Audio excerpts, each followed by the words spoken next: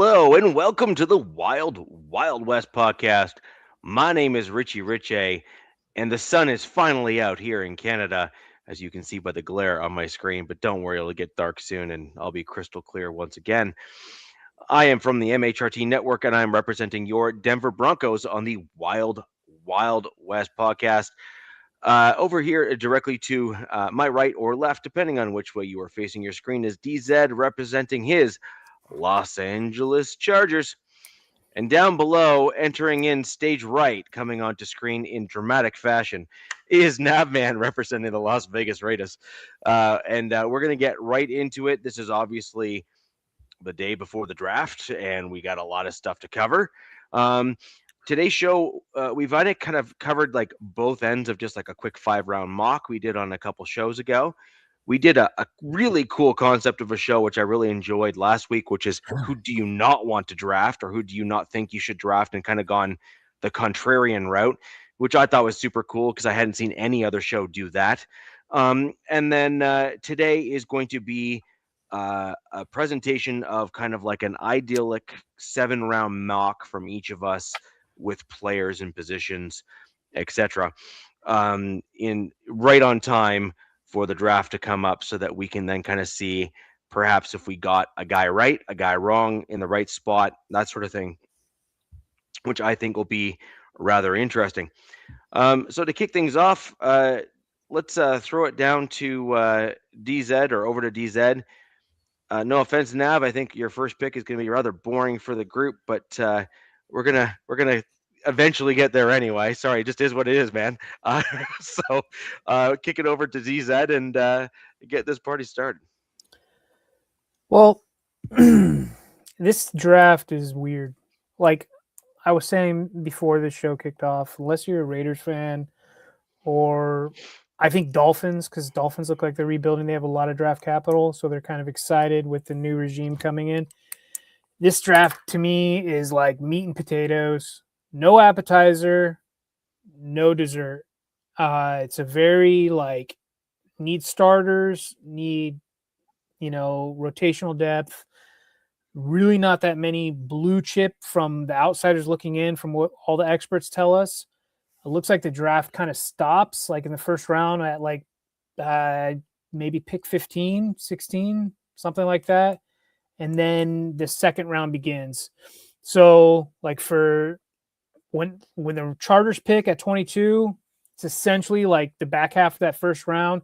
And I view that back half of that first round and second round almost the same. Like the players, it's just like, who do you prefer? And there's rumors floating out everywhere like there's going to be a run on offensive line. I think that's the latest rumor right now, rightfully so. Offensive line is a huge need throughout the league, and I think there's a lot of really good offensive linemen in this draft. I think there's like Vega, right? Like he's probably the best O lineman in this whole draft, even though he's just a guard. There's other guys. There's tackles that are looking that can play two positions or that can convert to guard, because that's a big thing, from going from college to the NFL. But now looking at like my ideal draft is kind of tough, because it's like, what happens, right? Do you trade out of that 22nd pick and try to gain an extra pick or two? The Chargers only have 5 picks. Richie's Broncos traded away, if you guys remember, to get Waddle. I'm not sure how many picks they have. I think it's 5 as well, or 4. And I know that the Chargers GM is talking about they need more swings at bat, and rightfully so. I mean, because as us fans, we've looked at our team's past drafts and be like, wow, this guy didn't work. This guy didn't work. This guy's not here. You know what I mean? And like within a few years. So you really want 7? Yeah, we've got 7 picks left. So you just have a lot of late picks. Yeah, we got 7 picks. Okay, yeah. So you might have some capital. 2 in the 4th, and we also hold Mr. Irrelevant in the draft as well. Okay, so you guys might have some like move up. So I was telling Richie this. I've got like some predictions for my teams, my comrades. I think Richie's Broncos, I think they try to trade a player. The Broncos are pretty set for the majority. I think they try to trade a player, and I think they try to trade Troy Franklin. I think he's your young guy that is him and Waddle. It's kind of redundant, and I think that the way that people are viewing wide receivers in the league right now and how expensive they are, I could see the Broncos trying to shop Troy Franklin during the draft and getting some pretty decent draft capital and maybe, getting a linebacker, getting a D tackle, one of these upper end D tackles. And then I also have the Raiders. They've got, I think, 10 picks. I think that they try to trade back into the first round and try to get Omar Cooper as their X to pair with, the inevitable, new quarterback for Las Vegas Raiders and Fernando Mendoza. So those are mine. We'll see if that happens. I think it'd be kind of cool. I like Omar Cooper. I think he's going to be a good guy. So I'm going to run down before like my ideal. Like, I have no clue what my team's going to do, but I have like players that I'm like, all right. And then no specific order that if my team grabs, like I would be stoked because with only 5 picks, I'm kind of hoping they trade down. But D'Angelo Pons, cornerback out of Indiana, I love him. Gabe Yakus, the edge out of Illinois. He, to me, if we go for edge in like say the second round or something, that's a guy I want. He's a war daddy. He's an ex-wrestler. The kid had a 65-pound growth spurt in one year. He's a 2-time high school state champ in both weight classes. Just, yeah, that's a guy. Caleb Downs, safety, Ohio State. I could see what if he slides. Chris Johnson, the cornerback, SDSU. Gerard McCoy. So that's been a really hot name lately within my fan base because he's been mocked by some of these like top analyst guys, and he's coming off an ACL. He didn't play last season. If he didn't have the ACL, everybody's saying he'd be like the number 1 cornerback. He'd be a top 10 to 5 pick.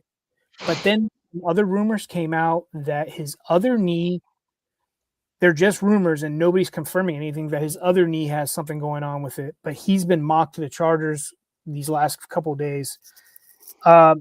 And personally, I don't know. Like, I'd have to trust the Charger scouts on that. Emmanuel McNeil Warren, the safety out of Toledo. That's another guy. I could see him as a box safety in this league. Jacob Rodriguez, a linebacker out of Texas Tech. Just ex-quarterback. Just dude plays bigger than what he is. Stud. Eli Stowers, the tight end out of Vanderbilt, another ex-quarterback, another elite pass-catching option. Has to work on his pass blocking, but just a stud, man. And then let's see, got a couple other guys. Wrote them all down. Casey Concepcion, that's another guy that's been mocked to the Chargers a little bit. He's kind of like this gadget type, and with the addition of Mike McDaniel as the OC in LA, I could see them like potentially looking at a wide receiver in the pick 22 or whatever in that first round. We'll see, because they still haven't decided on Quentin Johnston's 5th year. I think a lot of fans were hoping that he would be traded, but apparently they didn't discuss that. They shut that down, that they believe in him. So we'll see. I mean, to be fair, with all the jokes with QJ, he has gotten better every year. We'll see. Hey, DZ. Yes, DZ. Sir. Rock and roll. Cardell's asking you a question down there, though. Shoot it. Pick it out. Shoot it.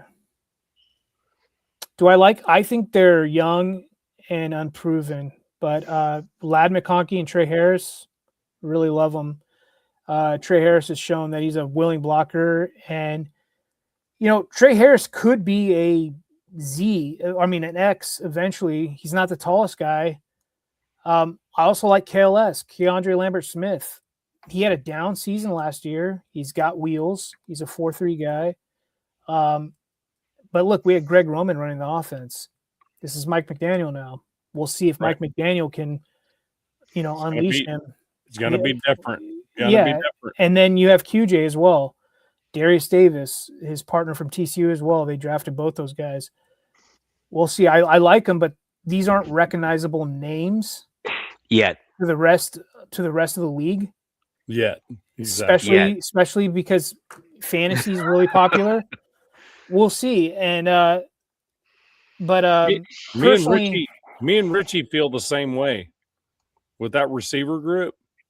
I think that receiver group's pretty freaking going to be pretty freaking good. I think there's still work to be done because they're missing a proven alpha wide X. And some people believe Ladd can do it. I don't necessarily agree with that. I think Ladd is an awesome guy, an awesome receiver, but I think to be an alpha X, unless you're like Tyreek Hill with that those crazy wheels, you need to be like 6'2" to 6'4". You need to have that size, that jump ball ability on the outside. But that's just me. Let me get through some couple more names. Oscar Delp, tight end out of Georgia. I think a lot of people are sleeping on this guy. I think he's gonna be fantastic. Jimmy Rolder, another linebacker out of Michigan, another stud. Nobody's talked about this guy at all. I'm curious to see where he lands. Now, one of my personal favorite linemen, because I pretty much am just preparing myself that I'm not going to get Vega, the Penn State guard. I think he's going to go either pick 10 to the Giants or pick 14 to the Ravens. Right. I don't think he slides down. Now, there are some that think that he will slide for positional value. People don't value guards, but this guy he is blue chip as they come. And dude, I'm telling you guys, I don't care what D linemen's in this league. They do Who not drafted a guard early? Are you talking about? Well, I know. What are you talking about? Wasn't the Giants that drafted their blue chip guard in like the first round? Like, there you go. Like, what was it? It was like 4 or 5 drafts, 6 drafts ago. Like this is a new regime though. So with John, but John's another guy who likes alignment. So that's what I'm saying. Like you're talking potato in terms of stylistic and appreciation. So I just this guy is he's frightening, Richie. Like this is a dude that you do not want to see pulling on you. I don't give a crap what D end you are. Like this is a dude. But my second favorite, I know a lot of Charger fans love Bisontis. I'm a big Keelan Rutledge fan, the guard out of Georgia. This guy plays with some spice, dude. He wants to hit. He likes to do he's got a little extra going in him. And then Richie, you were talking about somebody, Caden McDonald, another one of my favorites in this draft. D tackle at Ohio State, just stud dog, right? Like he was linked to the Chargers a little bit like a couple weeks ago, but then we signed in free agency Dalvin Tomlinson. So I'm wondering if they would kind of snub their nose at that as a first round pick. Spencer Fano, offensive tackle out of Utah. Now, talk about versatility, guys. This guy can play all 5 positions on the O-line. He is going to be an absolute savior for whoever drafts him, because if you deal with any kind of injury or any kind of hiccup, he can slide in on a moment's notice and play your left guard to your right tackle to a backup center if you need be. Another stud. Jennings Dunker, the mullet dude, the barrel mullet, who played tackle at Iowa, but is slated to be a guard in the NFL. And then if you needed him to play tackle, a game or two, well, so be it. Now, there are some that say that it's just a shtick and he's not as good as yada, yada. I'm not buying it. I want the guy on my team. And then one other tight end nobody's really talking about is Sam Roush, tight end out of Stanford. I thought something blew because that was my headphones. But Sam Roush, I believe he's 6'6" or something like that. He's crazy. 6'5" and 260 pounds, and I have him being drafted by my team. Now let's move on, please. So I just threw out I threw out like I don't know 20 names. That the reason I did that is I'm hoping if my team can come away with one or two of those guys in this draft, I'll be stoked. Now, I look at the Los Angeles Chargers like if they needed to play a game tomorrow, can they play a game? Yes, but you don't really have a starting left guard right now. That's a huge priority. You need a third rotational edge. That's a huge priority. We lost Odafe Owe to the Washington Commanders for $100 million. They holy hell overpaid. So good luck with that in DC. But now, Richie, if we go ideal draft, right? Like this could start so many ways, and we're not throwing trades involved, or I haven't done any trades in mine. I'm assuming that I go right through the proper picks that we have. But I mean, if you did trades because that gets you what you want, so be it. I'm of the opinion that I think there's going to be so many people that are going to be trying to trade back that the value is not going to be there. I agree. That you're going to end up with a lot of people drafting where they are just to get the guy. And then I actually think that as a result of that kind of general mentality, that's just my opinion. I could be totally wrong, and that's cool too. But I actually think that as a result of that, you're going to have a lot of guys that are projected to drop that tend to stick roughly where you thought they were probably going to be drafted, just because you're not getting the movement that kind of like throws the linchpin or the grenade on the draft boards and stuff. So I think it'll be rather interesting to kind of see this year's draft. But I do think actually, and this I thought was fascinating, is I think you're going to have very little movement in those upper portions, the first and maybe the first round period. And then I think the top of the second is going to be a little bit difficult to trade down or back up into, because I think people are going to be wanting more value. I think that what you're going to be getting that's going to be super interesting is the third to fifth rounds. I think it's just going to be just insanity, because I think that that's where teams are going to be getting and targeting like those specific players that they believe can be immediate contributors this year, but were not deemed positional value, for example, in the first and second round. And they're going to be moving up to like snipe them at a specific position. Yeah.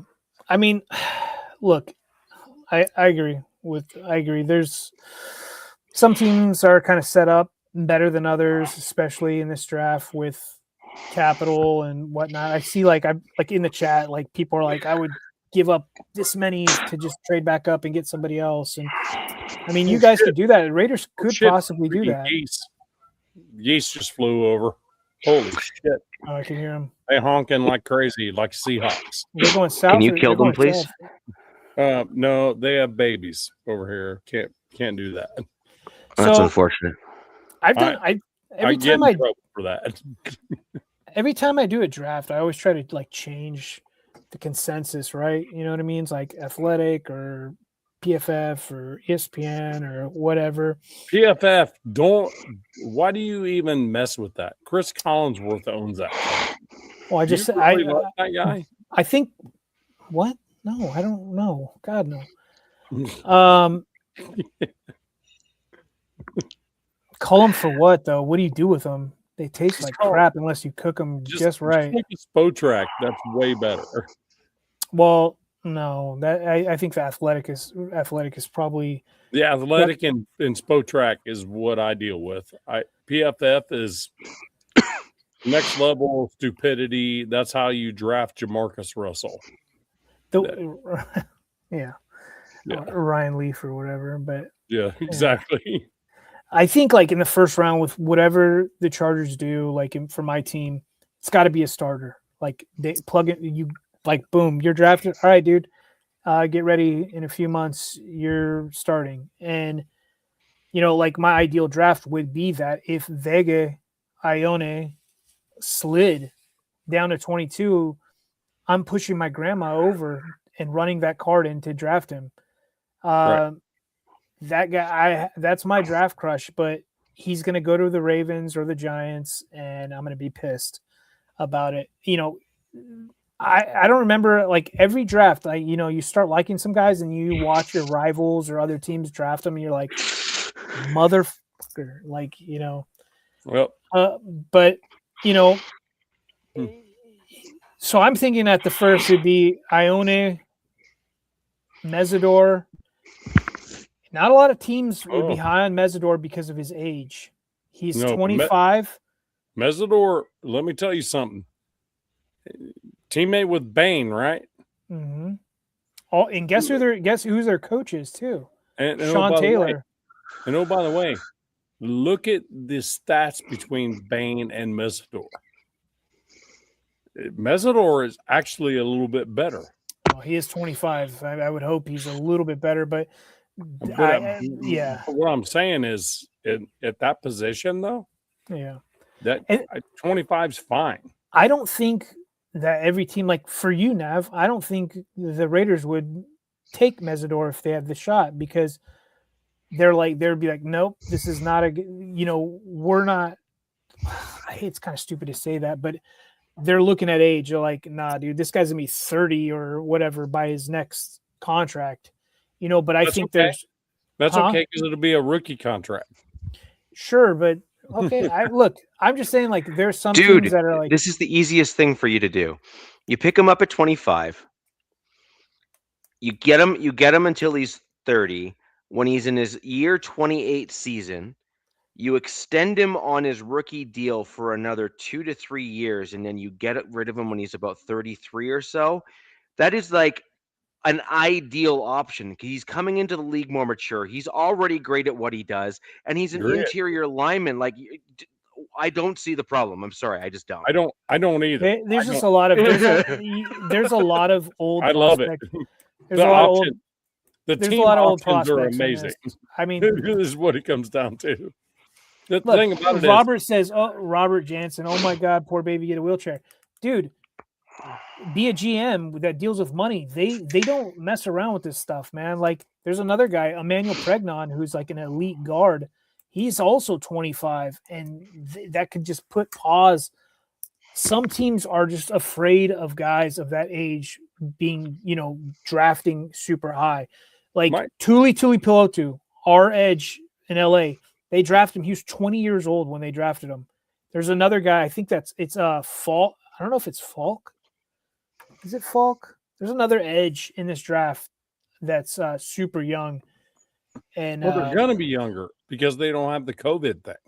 They don't have the extra eligibility anymore. You know what I mean? So they're going to be younger now. And then there's another guy at the first round, if he's there, it's Kenyon Sadiq. Like, how do you pass up on him? Sadiq, if you need a tight end and you can get him, you better. Yeah, but that's a guy that I see. Most people just go to the gym. Pause, as the kids would say. That's a guy, though, I'm like, you would definitely want, right? Like, on your team, like, with what's going on. But he's also a guy that I could see as a GM, like, say he's there, your phone's probably going to be ringing off the hook for people trying to jump up and grab him, right? Yeah. So I could see, like, some GMs be like, hey, we're pretty happy at tight end. Like, let's see what we can get for somebody to take our spot, and we can, get an extra third or, a fourth or something like that. So, yeah, that's a guy. But and then, like I said, the first guy, he's got to be a starter. He's got to be a plug and play starter right away. Right now, I said the Chargers could play a game, except for left guard. They really don't have a starter yet, and I think that's really important. But I don't think that necessarily has to be your first pick. There's guards that go probably to the fourth round. Bo Stevens, you can get a Bo Stevens or a Farmer maybe late day two. that are probably going to start for a lot of teams. Yeah. But Ione would probably be my guy. Second round.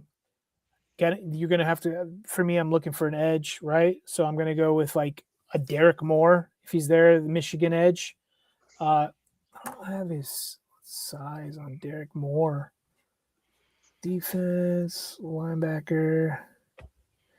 He's not like 6'3", 6'4", 2. Yeah, he's like that. 6'4", 255. So yeah, Okay. just about that. But he's a round 3 projection on this, huh? Oh, that's a beautiful thing. Gotta love that. I think this I might have had it jacked up, but Kalen Rutledge would be another guy, the guard or Georgia, and then cornerback. I think every draft, every team should try to go and get a cornerback. I think, especially this day and age in this league, there's so many different styles of defense. You need cornerbacks. They get hurt all the damn time. They get penalized. All kinds of stuff happens. Takario Davis out of Washington, cornerback.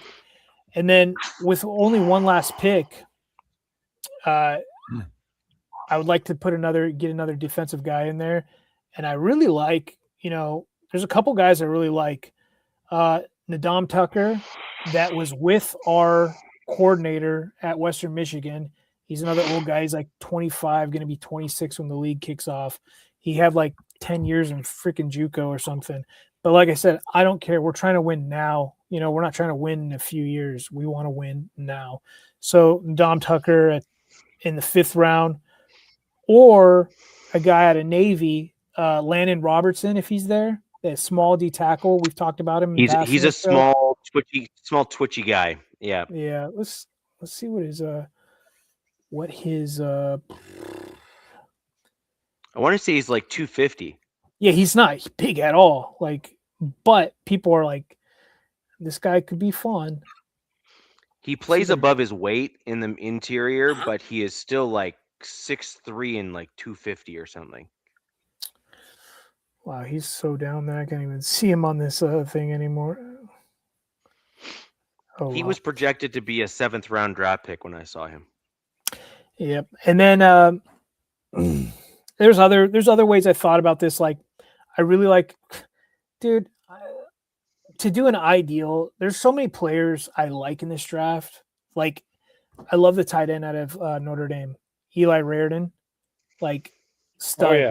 No doubt. Stud, dude. Like, that's another Mike Mayer is what that is. Yeah, just stud, man. And then what my team doesn't have right now, like technically they do, but not really, is a good backup center. And I'd love to, like, hey, with our last pick at 204, get Pat Coogan. Get Indiana's. I don't know if you're going to get him there. To be honest with you, I'm looking at it more, and I think he's going to go in the 5th. This is a 5th round pick. I'm saying my last pick. I thought you were is, saying.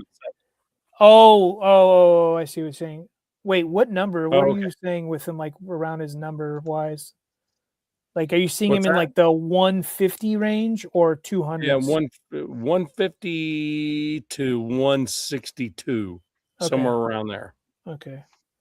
And I'll tell you what, dude rolls up into the Raiders' hands. I mean, with Mendoza there, why wouldn't you? Especially with you guys have a lot of capital. I mean, why not like get somebody with familiarity with Mendoza? But it's kind of hard to just be like, this is my ideal draft. This guy, this guy, this guy, this guy. I know Richie probably did that. I love a lot of these guys. These are meat and potatoes. These are studs. These are rotational depth guys that are going to help your team, mid-season. They're going to help your team, in upcoming years. And there's a lot of solid guys in this draft. But as far as plug and play starters, I think that's where you got to be careful. Yep. With some of these players, it's like, yeah, there is some some guys who plug and play. I don't know high end wise, like Mesidor. Like my three guys outside of probably Sadiq, because Sadiq would be like, yeah, sure, he could play, and he's a damn good blocker. But we have two other. We have a second year guy, and then we have the kid we got from Baltimore. Why is his name escaping me right now? Who I'm pretty high. Oh, Kohler, who I'm kind of excited about. But that's another team, low key. You know how I was saying that Iona Vega could go to Baltimore? They also could draft probably Sadiq, since they lost. I think since they lost some tight ends. Well, they lost friggin' Likely. I mean, what in the hell were you thinking? Yeah, so They weren't. have an opportunity. Yeah, but they need O line so bad. I mean, they lost their center. Ravens fired their coach, got rid of their All-Pro center, got rid of the next edition at tight end. Mark Andrews is like as old as a popcorn fart. Yeah, you know what I mean. I love Mark, but I love Andrews, but yeah, he's getting old, right? So it's like, I mean, what are you guys doing? Same thing I was like screaming out with the Chiefs, but the Chiefs tend to do that. It's a new regime. It's a new regime in Baltimore. McDuffie and the other corner that they gave to the Rams, who are my Super Bowl favorites for next year because of that. It's weird when you look at the NFC. Like, to me, the Rams stand out in the NFC, right? Like, but then when I look at the AFC as a whole, there's not one team that stands out that I'm like, oh shoot, they're gonna run a train on everybody. You know what I mean? Another the Rams, where you going to pause? The Rams are clearly the front runners in the NFC. Right. There's no question. But then you look at Seattle. Like, Seattle lost some people and personnel after the Super Bowl, right? Yeah. I mean, the Super Bowl MVP was traded. Yeah. I mean, yes. Out loud. I look at it and like, okay, you look at the Bears, the Eagles. The Eagles could probably bounce back. But then I look at the AFC as a whole, and you can name 10 teams. Broncos. Yes. It looks like the Patriots this year are going to have A.J. Brown and Romeo Doubs. So they're upgrading their wide receiver duo. They're trying to trade Keyshawn Butte. They're trying to trade him, whatever. So he's going to have a better. Yeah, it's all, I guess, said and done. Like, after June 1st, they're getting A.J. Brown. Oh, no shit. Yeah. Huh. That was Adam Schefter or something, per source kind of thing. Wow. Nothing's official yet because it's happening after June 1st. It came from Rossini, right? I work and miss that shit. I knew there's gonna be a joke in there somewhere, right, Rich? The source was Rossini, wasn't it? Look, I'll tell you what, Diana Rossini, when she says shit, it typically happens. People are digging up tweets from like 2020 when Vrabel was with the Titans. Yeah. And they're seeing some connections, and they're like, oh my God, like, how long has this shit been going on for? Which probably longer than you think is the answer. Right. Probably longer than you think. Yep. Yeah. And it's like, yeah, anyways, it is what it is. So the source was Wi-Fi Willie. Yeah. Where's Wi-Fi Willie been? I haven't seen his stuff. He used to be blowing up in the Raider Nation. He's a freaking turd. He was all over. I would see him all over stuff. I haven't seen him in a while. Him and his wife, right? Like, big time Raiders people. He's a turd. But I don't know. There's other guys I see. Peter Woods has been really popular, who I actually really like. D tackle out of Clemson. That's another guy. Now, there's only one team that I've heard rumored that wants to trade up. That's Houston, and that came out like today. They're another. That's a scary team looking to. I think they're going to make a run, and they're not going to stress Tank Dale, I guess, to like be ready to rock and roll. But that's going to be a scary team this year. That for whatever freaking reason, man, their defense has been our kryptonite. But probably because we've had an O-line that work at FedEx every time we play them. So that's probably reasoning behind that. Hardell says Kennewood hit it.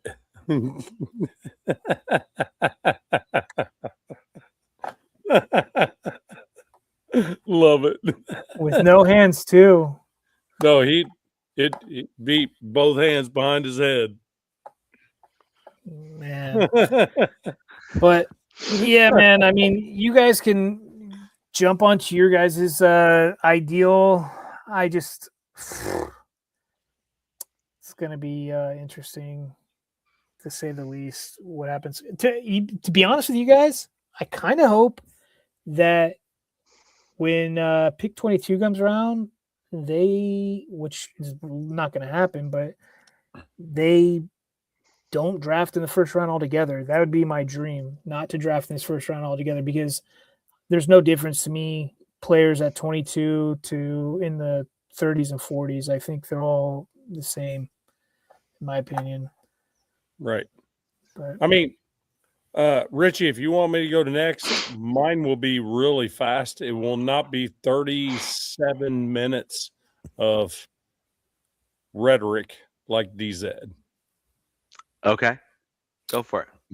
drugs are legal in Canada, Robert. So, you know. Yeah. So here's what I got. Let me grab my paper here. So he said all the snow's gone. Bullshit. Not at Richie's house. Pretty obvious that what's going to happen at number one is pretty obvious. In fact, I'm wearing IU quarter zip tomorrow to work with my Raiders hat. So just saying. Anyway. So I like anyway, so I think at 36, if McDonald's there, done deal. God, that would be. If he's not, I could see us possibly freaking moving away from it and getting more beyond.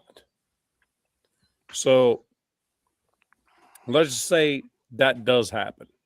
So that ideal draft, right? Mendoza, and then Caden McDonald, right?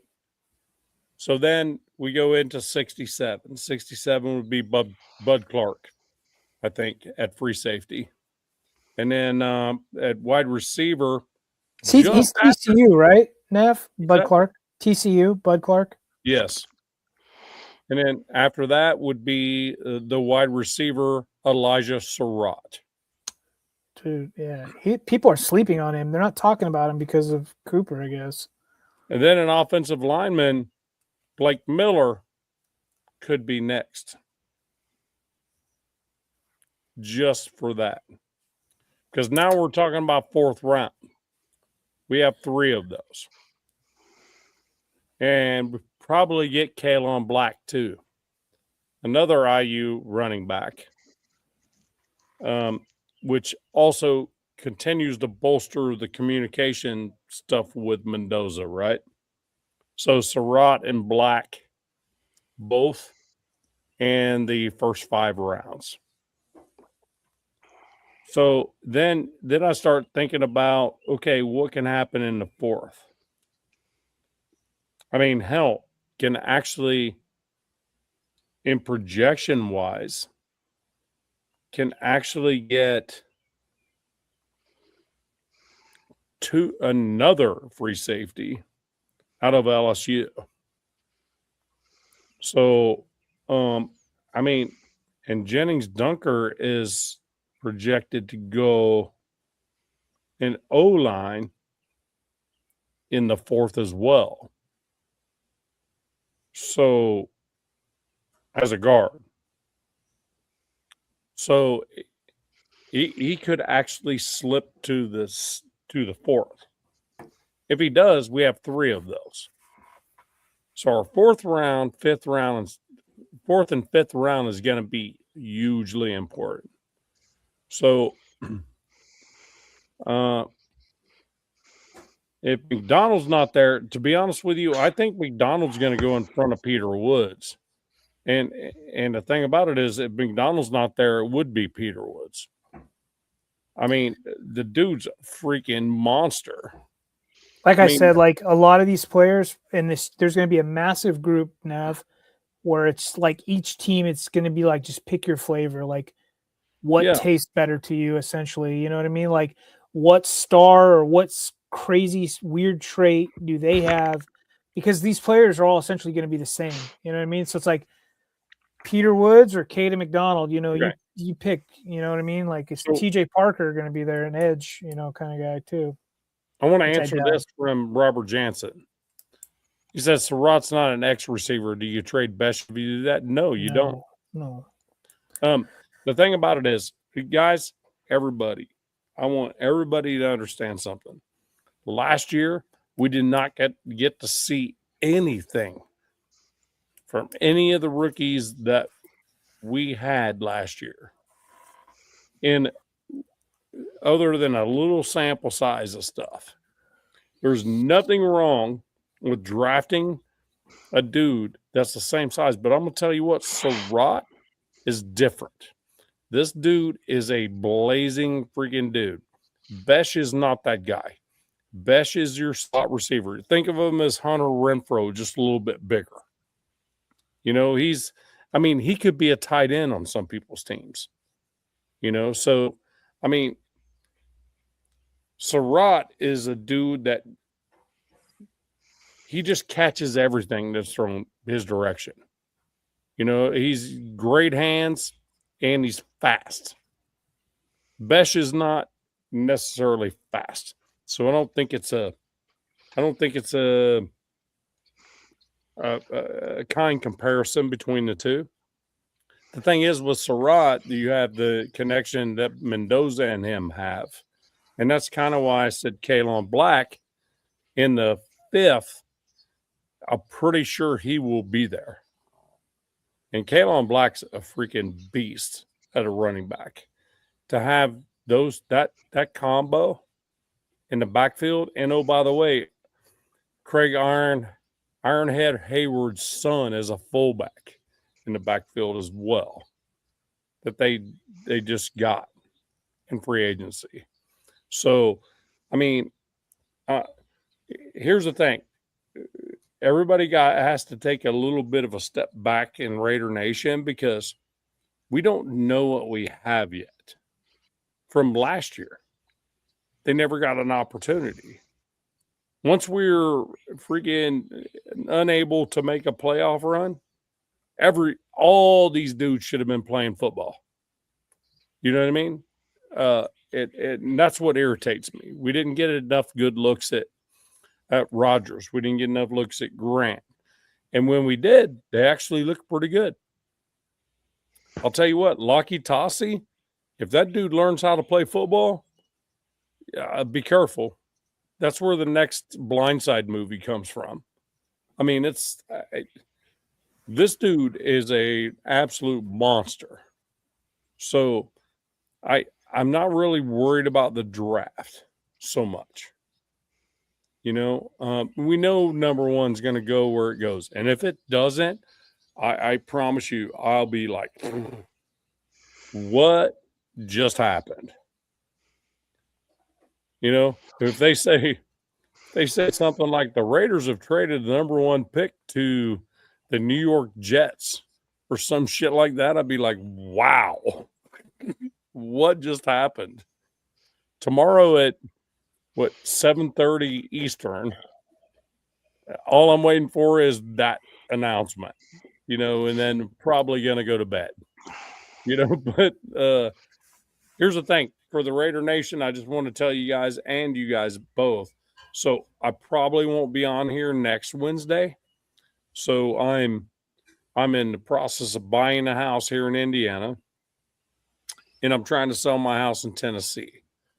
So the next time I'll be down in Tennessee is May 8th. I'll be there May 8th, and I want to do a show, my last show in Tennessee, like my own personal one. So I want you guys to be there, and because that's going to be like the movers are coming and taking everything the next day. So I want to do that. I just wanted to throw that out there because I just want to tell everybody, hey, leaving Tennessee, so off we go. And I think we're buying a house here that's a brand new build, and nobody's sat on that shitter but me when I buy that place. So breaking the throne yourself. Kind of a beautiful thing, right? What time are you trying to do that? I don't know. I'll keep you up to date. We're a few weeks away on that, but I'll be on a jet plane on that day in the evening, so maybe probably be 8-ish Eastern, more than likely. Might be back by then. We'll see. Okay. All right. Well, I just want to let you guys know. So it's just drama, like left and right. New job. I'm staying at my buddy's place. Wait, are you saying that you're not going to make next week that week's show too? I don't know. I'm okay. So might as well, if we're throwing our schedules out, because the week of the 3rd through 9th, I'm going to be on a boat in Mexico. So I'm probably what the hell? They got good tacos on it, or what? I'm gonna be fishing for fish tacos.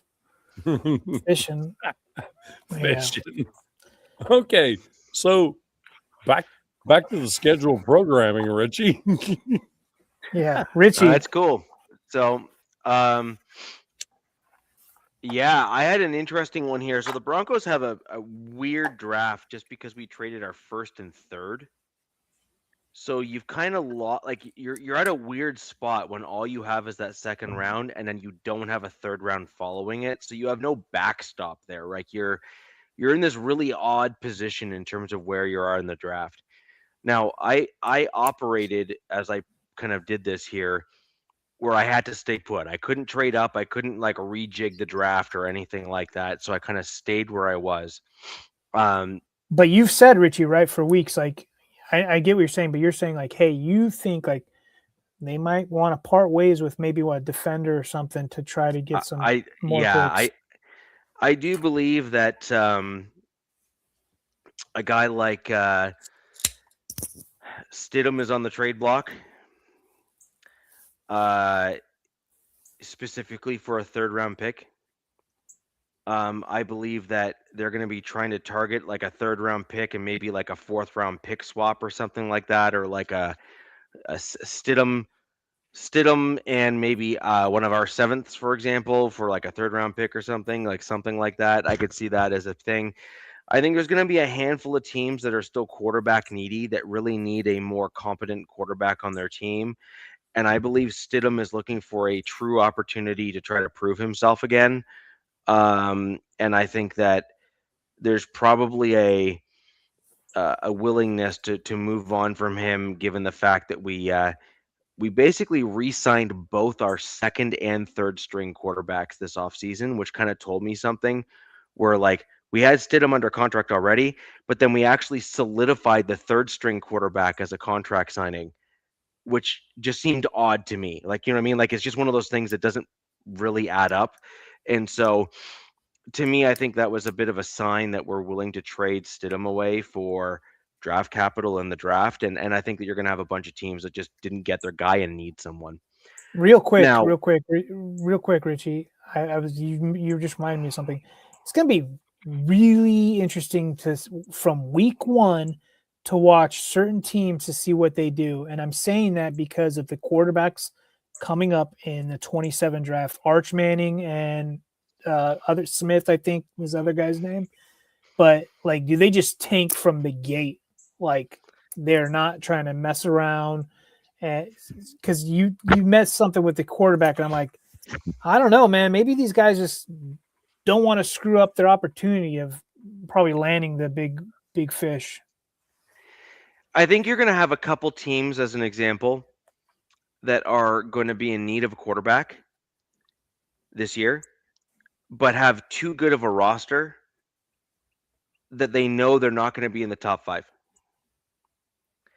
And so I think there's about 3 or 4 of them that are kind of in a similar position where they're like, we got 2. Or, for example, the other thing is you have another team, for example, like New England or like a, I don't know, we'll say like the Rams or someone like that, who are true contenders this year. And if they lost their quarterback, that could potentially be completely detrimental to even them making it into the playoffs. Yeah. And so having a guy that they know that they could just say, we're good, makes all the difference in the world. And they'd be willing to basically just get rid of a pick and they don't care. I was really surprised by my team re-signing Trey Lance. He was hot dog water last time he was out there. Hey, but Richie, that's just, I got a question for you. Who do you think's a better quarterback to have on your team? AOC or Jarrett Stidham? Ooh, I know my answer. Stidham. That's my answer. Why? So my reasons are, I believe he's proven to be a solid guy on the field when he is there. He's proven to be a good locker room guy in the background. And he's also been proven to be willing to like work with and coach younger guys that are behind him. Not do so publicly per se, but if you actually look at the actions, like the true actions that like are on the sideline, Stidham is there with clipboard in hand, like literally pointing stuff out with Bo Nix and stuff like that in the sideline. So why is that different than AOC? I just think that Stidham is a bit more proven than the AOC in different regimes and moving around. I'm not sure why you say that though. Stidham's been in the league how long? I think since what, 19? 19, 20, somewhere in that range. Okay, what's he won? Anything? No, he's primarily been a backup, I think. How many games has he won? I don't know that off the top of my head. I never looked it up. Every time AOC has actually had to been brought into the game, he ends up actually winning football games. So all I'm saying is this: when you look at AOC and everybody projects him as if you trade him, you're going to get a 6th rounder for him. But Stidham's been all over the damn league already. Yeah, he was with the Raiders for a season or something. Yeah, he was. Yeah. And guess what? AOC like kicked him to the curb. You know what I mean? So all I'm trying to say is you got to be careful with, if you think you're going to get a 3rd or 4th rounder for Stidham, I don't think that's going to happen. No, I'm only thinking that you might be able to capitalize in the draft when a team has missed out on options. And add him in for a 3rd or 4th rounder. Well, you're going to add him in. You're going to get a guy in. What my projection is you're either going to get a team that is slightly too good to make it into the top 5 for next year, or you're going to get a team that has a really bad backup and was not able to draft one of the younger guys that they thought they might be able to get in, like, say, the 2nd round or 3rd round even. You know what team that reminds me of right now, because he's holding them hostage again, are the Pittsburgh Steelers. Mm-hmm. They don't really have a quarterback right now, except for Aaron Rodgers is just doing his thing. Real quick, can you put that up from Robert Jansen? Nav stealing my comment. Can you put that up there real quick? That's where it is. Okay. Hey, look, I'm not stealing your comment. I'm adding to your comment because I agree with you 100%. When you put it up there, I'm like, hey, wait, you can't compare these two dudes. AOC is still a rookie contract guy. But the thing about it is, AOC, when he goes in the game, he doesn't lose it for you. Stidham tends to lose ball games for you when he goes in the game. That's the only thing I'm trying to say. I'm still. Is AOC going to go win a ball game for you? Probably not. But Stidham tends to lose ball games for you. That's all that's the end all be all. So, and when you put the comparisons together, it's kind of like, I kind of like a dude on a rookie contract can win a ball game for you, or at least not lose it for you if your starting quarterback goes out. So that's kind of sure. I mean, fair point. Fair point. There's going to be a lot of teams, though, that are going to be seeking to at least have someone competent. And there was a time, at least not that long ago, where Stidham was on a trajectory where he was similar to AOC, where you thought that he might be a starter at some point. Yeah. And I just think that we've seen where things are bridged and worked around Stidham, where he has actually looked incredibly good. And I think he can be quite a competent quarterback when a team kind of moves in his direction. It'll be interesting to see what happens. I really do. It'll be interesting to see what happens.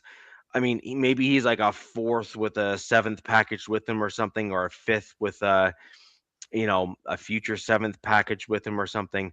But I do think that he is a legitimate trade option for the Denver Broncos. I also think that Riley Moss is a legitimate trade option for the Broncos as well this year. I think that his issue is going to be, it really comes down to this. Send him here. Nav, are you saying that Aiden O'Connell's like a potential trade bait? Because since you guys have, what's his name also? Kirk Cousins. Yeah. Kirk Cousins, Mendoza, and him, but you're always going to keep 3 on your roster. So you have an emergency guy, and then you need one for like camp and preseason. But I mean, there's no question it could be possible, because I'm pretty sure you guys in the chat tell me if I'm wrong. He's still super young, man, too. So I think I can see teams wanting to take a shot on him. Yeah, this is the last year for AOC on the rookie contract, I do believe. So getting on to my picks and who I'm looking at, we had a couple Broncos fans in here earlier asking me kind of what my thoughts were in terms of my picks, who I have, all that sort of thing. Long and the short of it is, I think that the Broncos might try to move up in the second to go after McDonald if at all possible. If not, and we stick where we are, and this is what I've drafted, is if we're sticking at our current pick right now, I have Caleb Proctor as an interior defensive lineman going to my team. There was a bunch of different options that I had there. I had a couple tight ends I liked. I had a couple running backs I liked. I had an interior defensive lineman I liked. And there's a couple linebackers there that actually were quite good as well.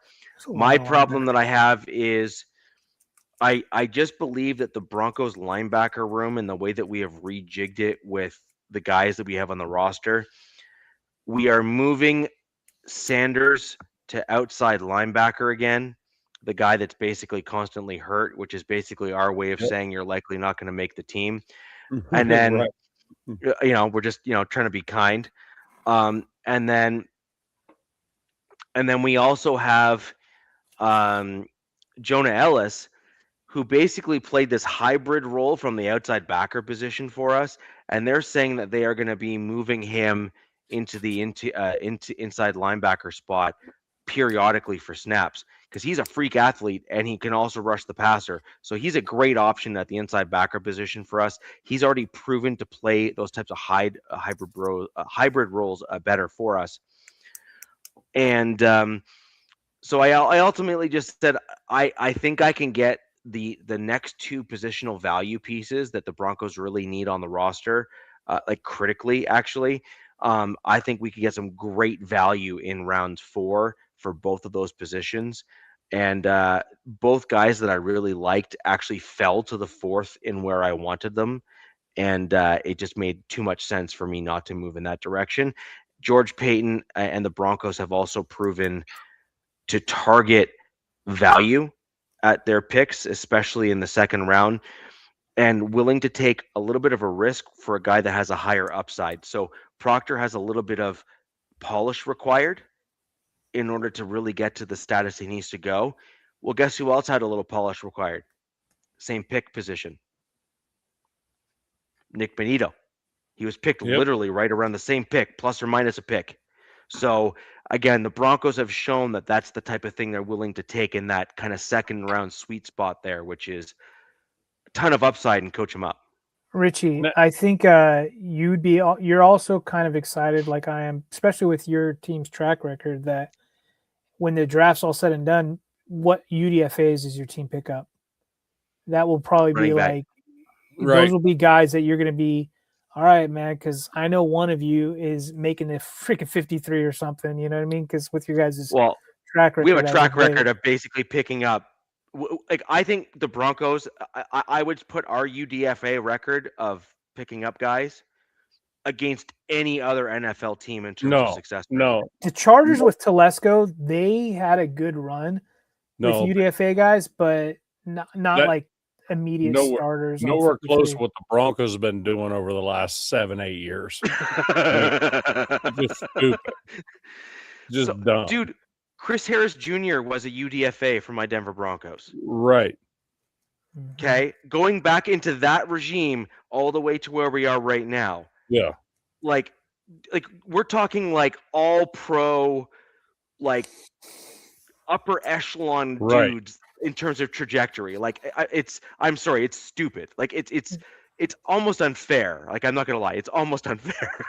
Right. Like Jaquan McMillan was a UDFA. He's literally in like the top 2 or 3 nickel corners in the league. Hey, I'm gonna throw a linebacker name out there. It's not better than Derwin. Derwin's essentially a nickel corner right now. I don't know exactly where he's gonna go as a linebacker, but that dude Jacob Rodriguez is gonna be a freaking either first rounder or right at the second round. I think he'll be middle second. Is what I think. But Jacob Rodriguez is gonna be a game wrecker. Yep. That dude is. Do you know who he reminds me of? Who's that? Luke Kuechly. Yes, that's exactly what he reminds me of. Yeah, my wife goes. Yeah, he reminds me of Kuechly. That dude runs around like Luke Kuechly, and she's a Panther fan, so obviously she knows. Yeah, I mean, outside of Sonny Styles, who's a top 5 pick or whatever, but yeah, Jacob Rodriguez looks to be. Yeah. I mean, fun. And for crying out loud, his old lady flies freaking Black Hawk helicopters, man. Oh, Rodriguez does? Yes. Yeah. His old lady's a freaking officer and flies helicopters in the Army. Nice. Yeah. Crying out loud. Helo pilot. Yeah, helo pilot, dude. Combat pilot. Yeah. That's cool. So for my Broncos, there's a couple options. I ultimately went with what I believe is a combination of typical Broncos pick, upside, athleticism, coachability, coming into a good defensive line already, has the opportunity to ebb and flow and grow and do better as the season goes on, that sort of thing. So I ended up going with Caleb Proctor. If we trade up and get McDonald, I think he'd be another great pick for the Broncos and would fit in a similar mold in terms of that kind of growth trajectory and whatnot. But again, my pick is, I think we're going to want to try to go back to like the Derek Wolfe style pick and go for that like interior defensive lineman in order to allow us to backfill the JFM loss. Right. And you got to remember, these guys at the interior defensive line, even a halfway decent guy, they're making like 12 mil a year. Yeah. Like they're making 10, 12 mil a year. And so you really want to get a guy in his rookie deal in that position just because there is tremendous positional value picking up a guy in the draft. Yeah, he fits your mold, Richie, because he does. That I'm looking at him 6'2", 290. Like, you guys have these kind of these lighter weight D tackle dudes. Lighter weight guys, play above their weight, twitchy, fast, get to the passer, all that kind of stuff. That's what I'm saying. He kind of fits that kind of. You guys could also be going after that one of my favorites, the kid from Navy, too, maybe. Potentially late in this draft. Yep. Oh, yeah, he could be later or UDFA for us. He's a guy I have potentially as a UDFA flyer. But And that's the big thing. That's the big thing with the Broncos that I was seeing last year was you guys missed a lot of tackles, bro. I mean, tackling's got to be like a priority. Yep. For you guys. So the one thing to keep in mind as well, and this is just for the just for the non-Broncos fans out there. We have Corinne Reed and Jordan Hunter as our inside backers that we brought in as UDFAs. Yes, 2 more. They are like Jordan Hunter was on the field for a good portion at the end of last season for my Denver Broncos and did quite well. Corinne Reed had a little bit of a tweaking injury that kind of kept him off the field, but when he was on the field, once he kind of got over that, he was amazing as well. And so a lot of Broncos fans are kind of not remembering those other guys that we already have on the roster at the inside backer position. And Nav, to your point, those guys were so new because they were coming into the speed of the NFL where they're trying to allow that game speed to slow down so they can kind of get themselves in the right angles to make those tackles. Give them now into their second year, and I think at least one of them is going to pop in terms of like being that next guy in the inside backer position for the Denver Broncos. And to your point, Broncos didn't even need to spend draft capital. We just picked him up as a UDFA and brought him into the roster, and he made the 53. So it's one of those things where I truly believe that the Broncos are going to find their inside backer talent within those 2 guys, right, plus Singleton, plus Strnad, and maybe we bring in a flyer, another guy as a UDFA that might make the roster as well. Right. So that's my gut reaction. And now I could be dead wrong, and we go ahead and draft Rodriguez and trade up, and the Broncos just say, Rich, hold my beer. Here's what we're doing. But right. I think we're going to move in that direction. That's just my gut reaction. Kenna brought up a good question there. Big Citrus. Yeah, I have a response to that.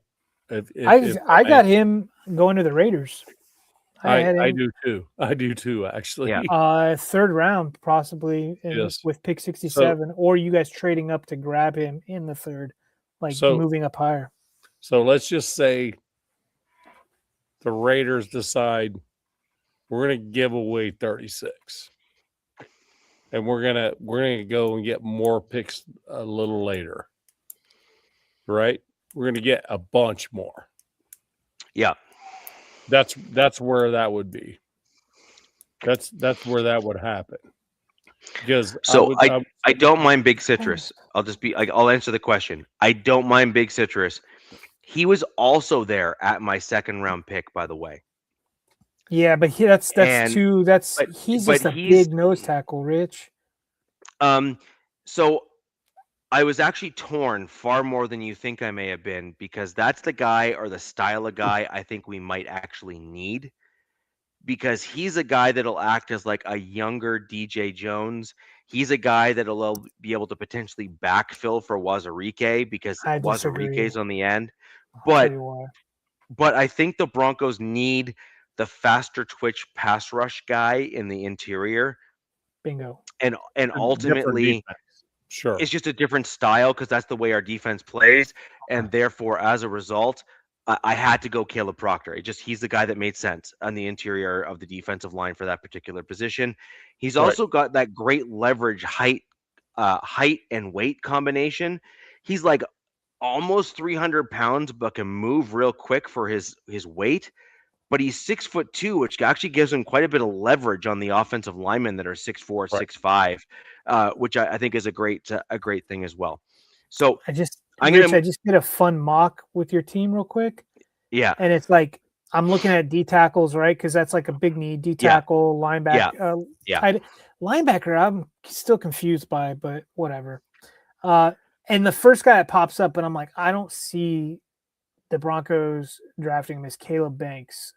And I'm like, he would be an outlier, but I mean, if they could make that work. I liked him too. He was another guy. He just got the green light. I think he got the green light with his foot that he'll be ready for June activities. But so I liked him as well.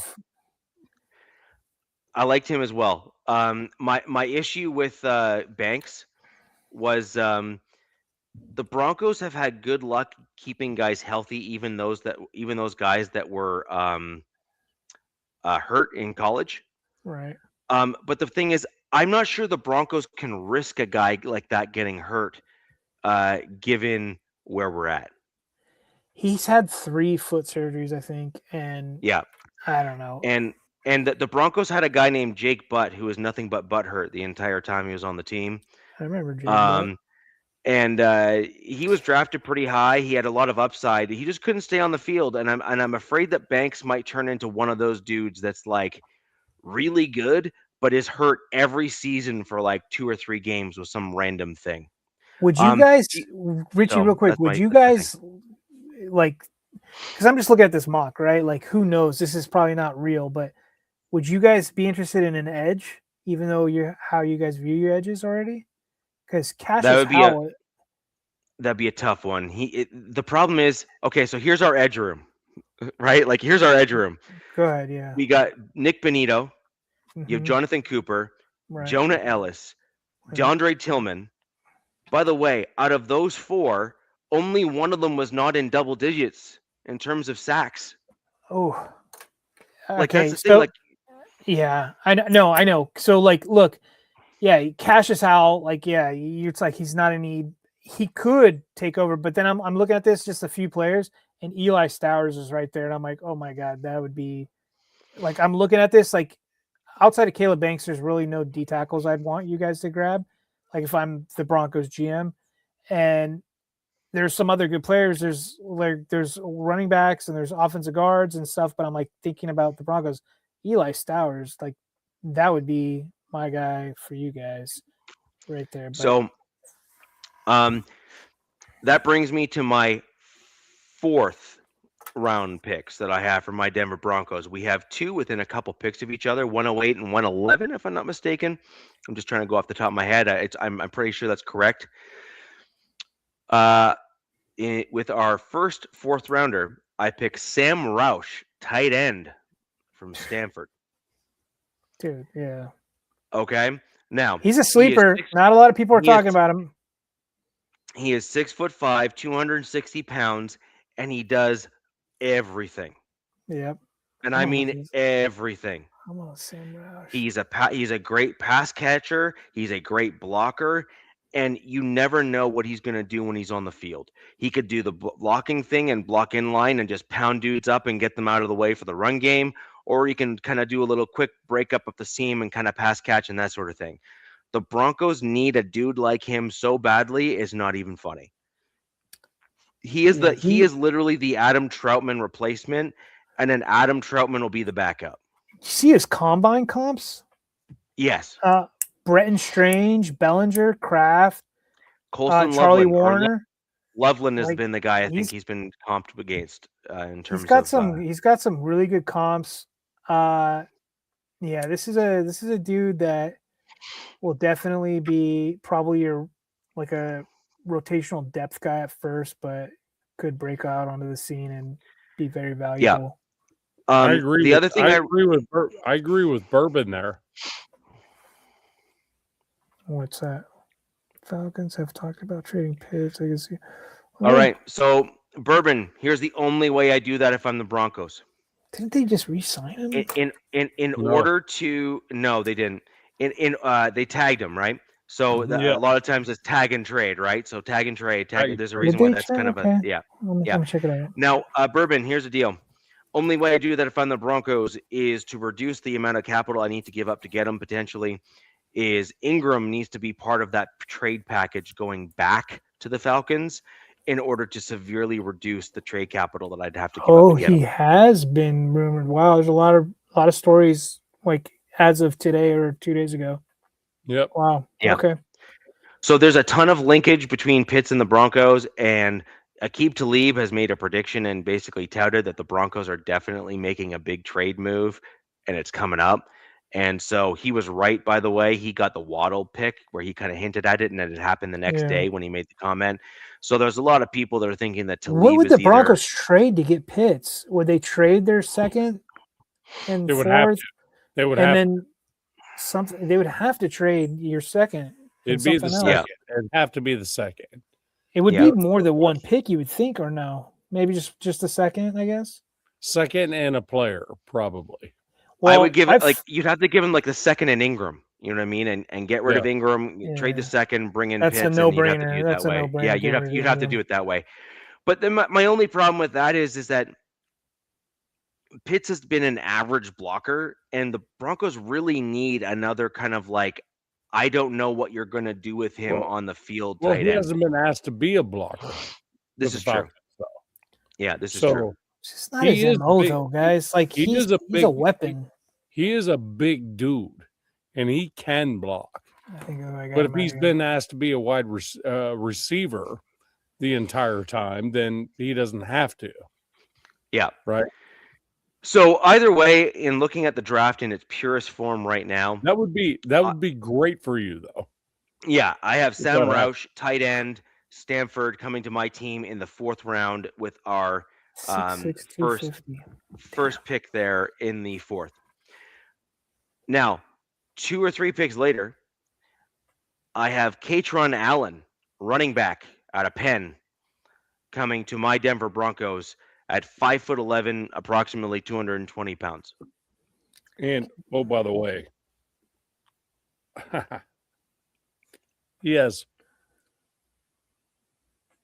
3.5 yards after contact on an average. What round are you trying to get him in, Richie? 4th. Okay.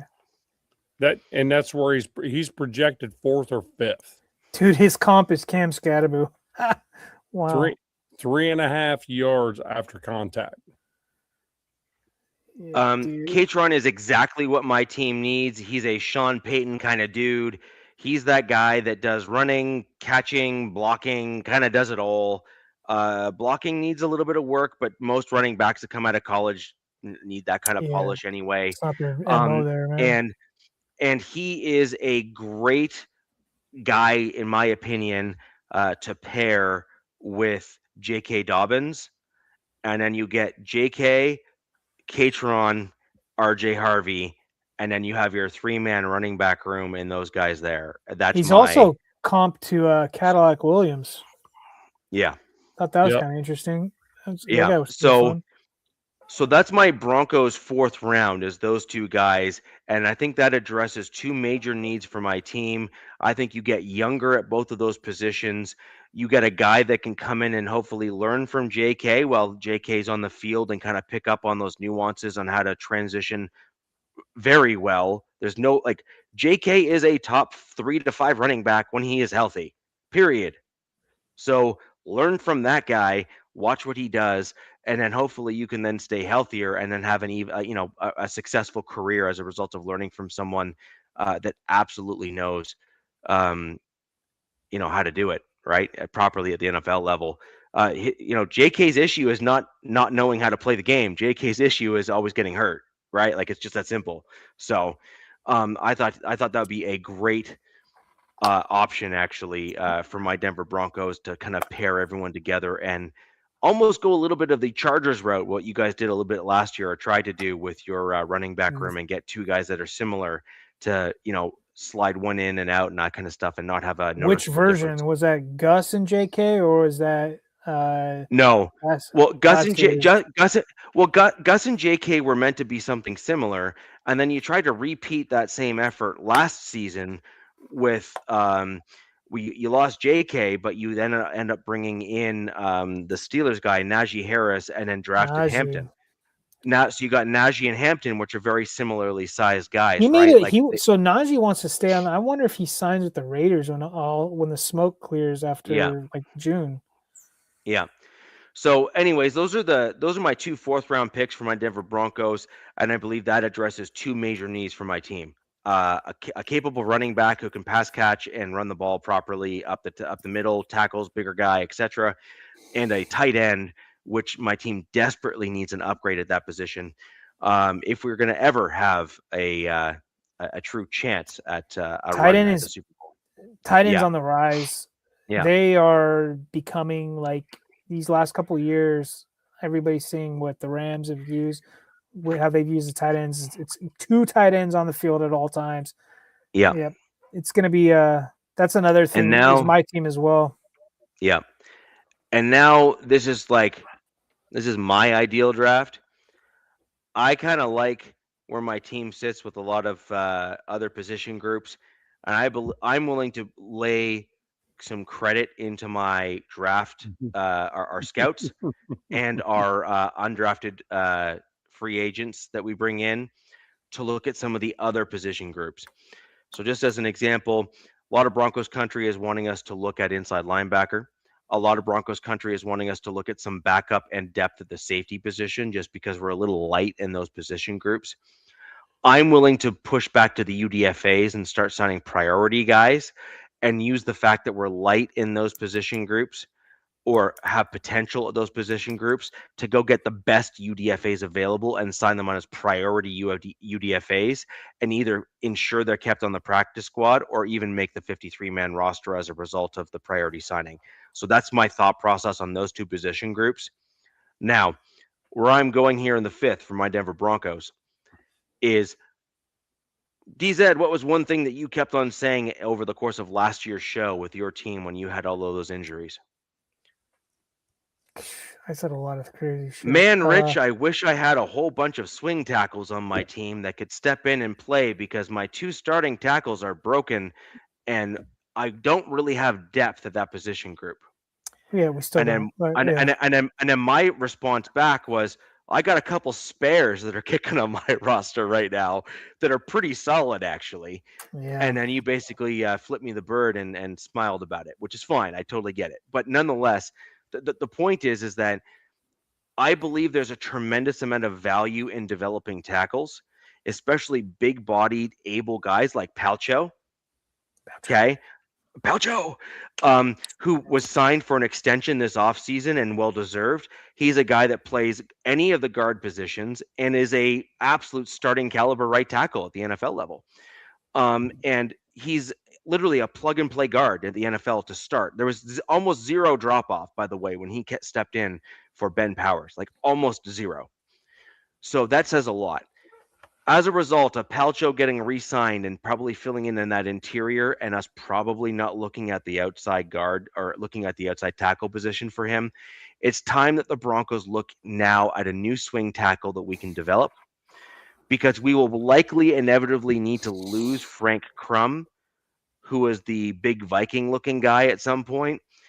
And we're going to need to make some tough decisions in terms of our roster, including McGlinchey and some other tough choices at the end of this season. With that in mind, I have my Denver Broncos drafting Travis Burke, offensive tackle, in the 5th round of this year's draft. Travis Burke is 6'9", 315 pounds. He absolutely fits what my Denver Broncos like at our tackle positions. Dude, That's what everybody likes at their tackle positions. This guy's 6'8", almost 6'9". Yes, what everybody likes at the tackle position. This dude's massive. Why? I mean, everybody likes that. You know what his downside is, but you just said he's going to be a developmental guy. He drew a lot of penalties, 12 penalties on the year. He's like snatching people up. Yes. So we're picking him up in the 5th. The offensive tackle position is a value position in the NFL. If you get a guy in the 5th that you believe has the upside and the ability to be leveled up to get into a swing tackle or a backup, that's perfect. He's had some visits. So he had 12 holding penalties, essentially? Yes. Wow. They played 12 games, so he had 1 a game? Okay. Yeah. I'm good I'll take that. Yeah, I'll take that. Well, yeah, I mean, that's why he's probably where he's at in the round. But he's got a combine comp to my boy Joe Alt, which that's not bad. Nope. So that's what I'm saying. 6'9"? Come on, bro. That's also great. DZ. If you go ahead and look at the details, his strength is the run game. Oh, I got at it. Let me check it out. His strength is the run game. Look, you got Diego Pons right after him. Let's see. I mean, dude, he's got the size, power, man. He's a mauler. He's a yeah, mauler. they say he's got some. They say he's got some really good athleticism as well. Yeah. Yeah, I man. love that pick for my Denver Broncos. I think that that's a guy that you could shove over on the left or right side. He's got the athleticism to potentially develop. You got time with the Broncos because you have both tackle positions solidified for the duration of this year. You got a guy that can develop at that position. He can sit behind McGlinchey and learn, and from Garrett Bowles and learn. And you can see if he's better suited on the right or left side for your team. If you want him to fill in for McGlinchey, you can have him work with McGlinchey and work on that reverse footwork to strengthen his right hand and work on that reverse footwork from him coming from the left side to the right side. Either way, I think he's a fantastic option for my team. And I think for this year, you kind of use him as that that secondary option on the big body offensive lineman. You know how the team used Crum for that last year. I think we keep Crum and maybe him on on the sideline. And when you need a run mauler in the game, I think you bring him in and really just start killing Richie, people. do you even have any brothers on your O-line in Denver right now? I think you have all white boys up there. So he would definitely add some flavor to that O-line. Denver. Yeah. He would You be right. the definition of the black sheep in that room. You are correct. You are right. I think every single one of the linemen for the Broncos are all Caucasians, including our swing tackle, who is like the whitest looking dude ever from with the like mountains of Caucasus. Yeah, exactly. He's got Can I like answer the Anthony blonde Estrada's? hair. It does matter, Robert. It does matter, dude. So Anthony Estrada's asking me a question, if you don't mind. He asked me first. He asked Richie and I first. Pipe down. Just kidding. Rock and roll. Go ahead. Go ahead, Nev. My bad. It was the one, am I okay with Mendoza? That is the funniest shit I've ever heard in my life. Here's the thing. When you need a quarterback, the dude's won a national championship. IU's never done that. And he's been the catalyst to do that. Right? Never even been close to it. Right? The dude's 6'5", 225 pounds. Built like a tank. When he has to take the game on himself, he does that. 16-0, undefeated. Right? Big Ten champion, Heisman Trophy winner. Yes, yep. I'm okay with that. He's checking all the boxes. Yeah. Yes, I'm okay with that. Yes, I'm okay with it. Yeah. To answer your question. To get back to the Broncos picks here. Oh, you still have more picks. Damn. I do. I am going back to the offensive line. And I'm going with my boy that I would love to see on this team. And that is Caden Barnett.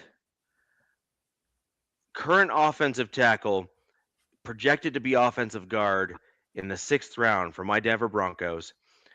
His nickname in college is the Vanilla Gorilla. Love it.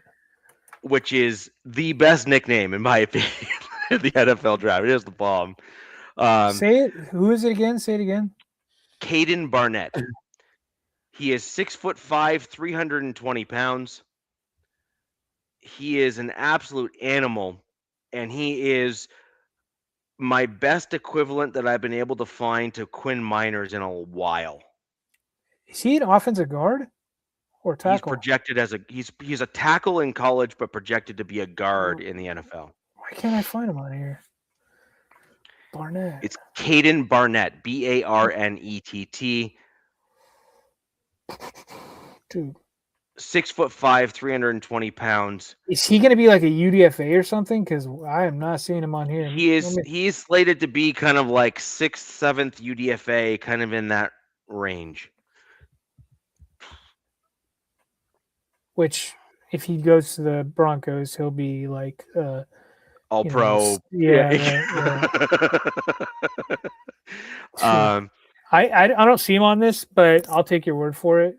Maybe he's an aggressive aggressive. If you actually look at some of his tape and film, he is a legitimately aggressive. We're talking about Mendoza's weight. He's a Wyoming Cowboy guard. Dude, love guys from the Wyoming. A lot of guys have come there. Isn't that Josh Allen's alma mater? It might be, Dakota? Yeah. Is it, yeah, Wyoming or North Dakota? One of the two.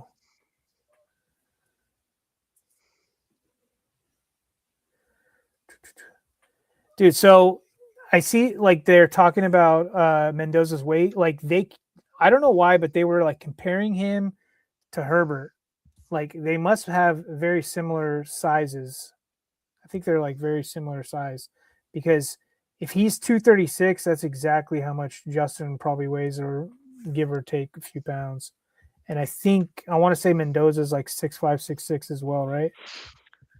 So I just passed over some links for you there in the private chat there, D-Zed. You can take a look at that while we're getting Nav's comments. Which one is first or second? I'll look at is this first. The Wyoming? Let me check it out. Oh yeah, this dude. I love this guy. Love the face. You know what? I just I was like looking at something, and I think one of my guys in one of my chats was talking about him as well, Rich. Like I remember you talked about him a few weeks ago, and then somebody in one of my chats was talking about him because he's got he's with the face paint and such. There's always one thing you can count on me for, and that is an obscure player or five that are just aggressive. Like that's my style in football. I want like the mauler, aggressive offensive lineman type guys or defensive lineman type. That's why I want Keelan Rutledge or Vega. Those guys will take somebody's head off and they'll smile while doing it. So far, my draft has an interior defensive lineman, a complete tight end in Sam Roush, Katron Allen, Travis Burke, offensive tackle, and Caden Barnett, projected offensive guard. I would project Barnett to be a replacement for Ben Powers at the end of this year. So you give him a year to learn, and then you plug and play him, and then you have a pretty beastly offensive line. 1 year old lineman is in their last season, right? That's Ben Powers. He's in his last year, and then McGlinchey is also in an out year this year on his contract. Okay. At the end of this year, McGlinchey can be walked away from, basically. I can see that. Like, and you guys get snagged like crazy on the offensive line wise. They're all over the league right now. Yeah. And then so now I move on to the 7th round for my Denver Broncos. We have 2 7th round picks. This was an interesting one for me because 7th round for the Broncos has traditionally yielded some pretty decent players, and we typically just draft them because we don't want them to get snagged up as a UDFA by another team.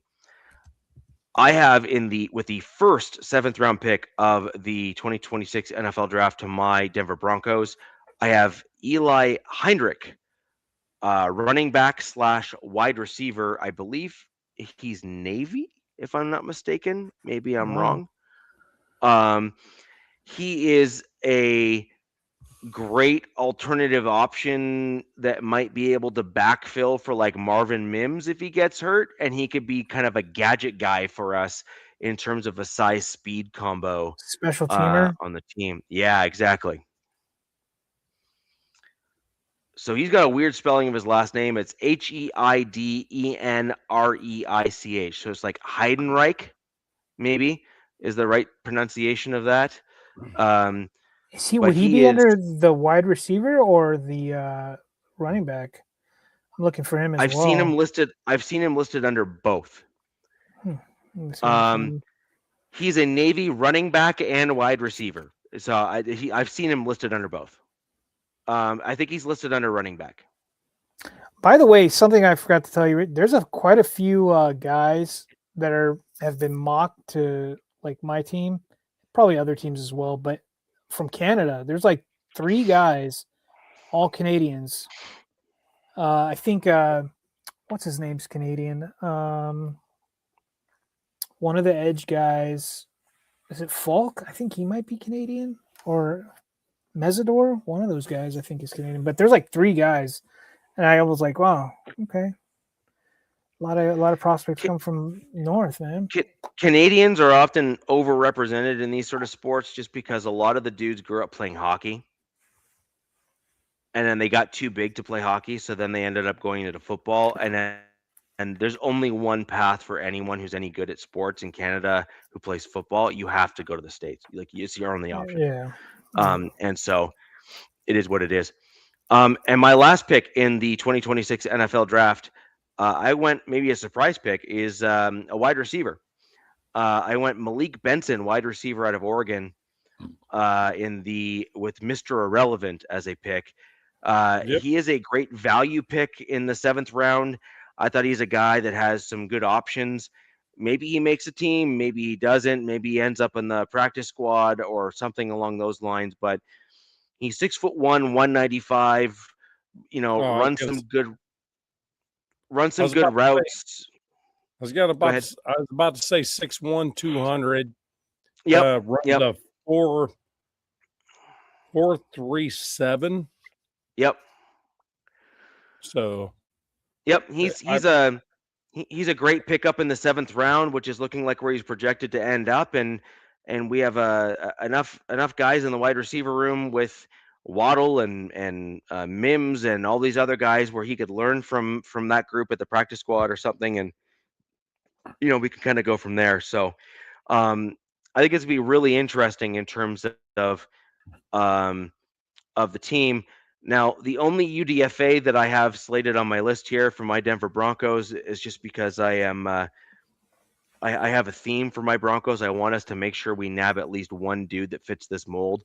I have Rochul Faison, running back, slated as a UDFA coming to my team as a priority free agent at the end of the draft. I believe he is a great pickup for my team. I think he's got the right style of running that we could potentially capitalize on.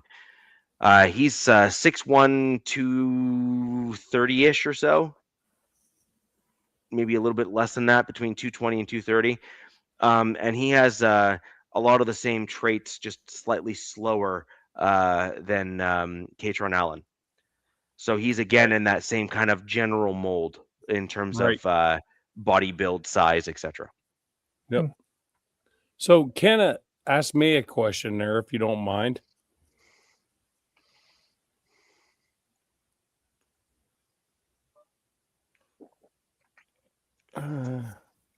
So he says, Nav, got a question. When you get a chance, do you feel the Raiders draft a kicker in round 7? There's only Gay is on the roster. Matt Gay, we popped him in there. He goes, I don't trust him at all. Well, to be honest with you, I didn't trust Daniel Carlson at all either. For whatever reason, he just started to suck as a kicker. Which was weird. He's so solid. But here's the thing. You don't have to. You can get UDFA kickers. You don't have to draft one. You guys have probably already brought in guys to just try out. They're probably trying out guys, and then they'll probably bring a few guys out in camp and shit. There's Australian players in the building probably kicking footballs. Yeah, they got dude. Yeah. Thing about it is, the last thing we need to worry about is a kicker. Need to score first. If you don't need your kicker to do anything other than kick extra points, that's a good thing. Yeah. Does anybody have any theories what happened at Carlson? Like, what the hell happened? I don't know.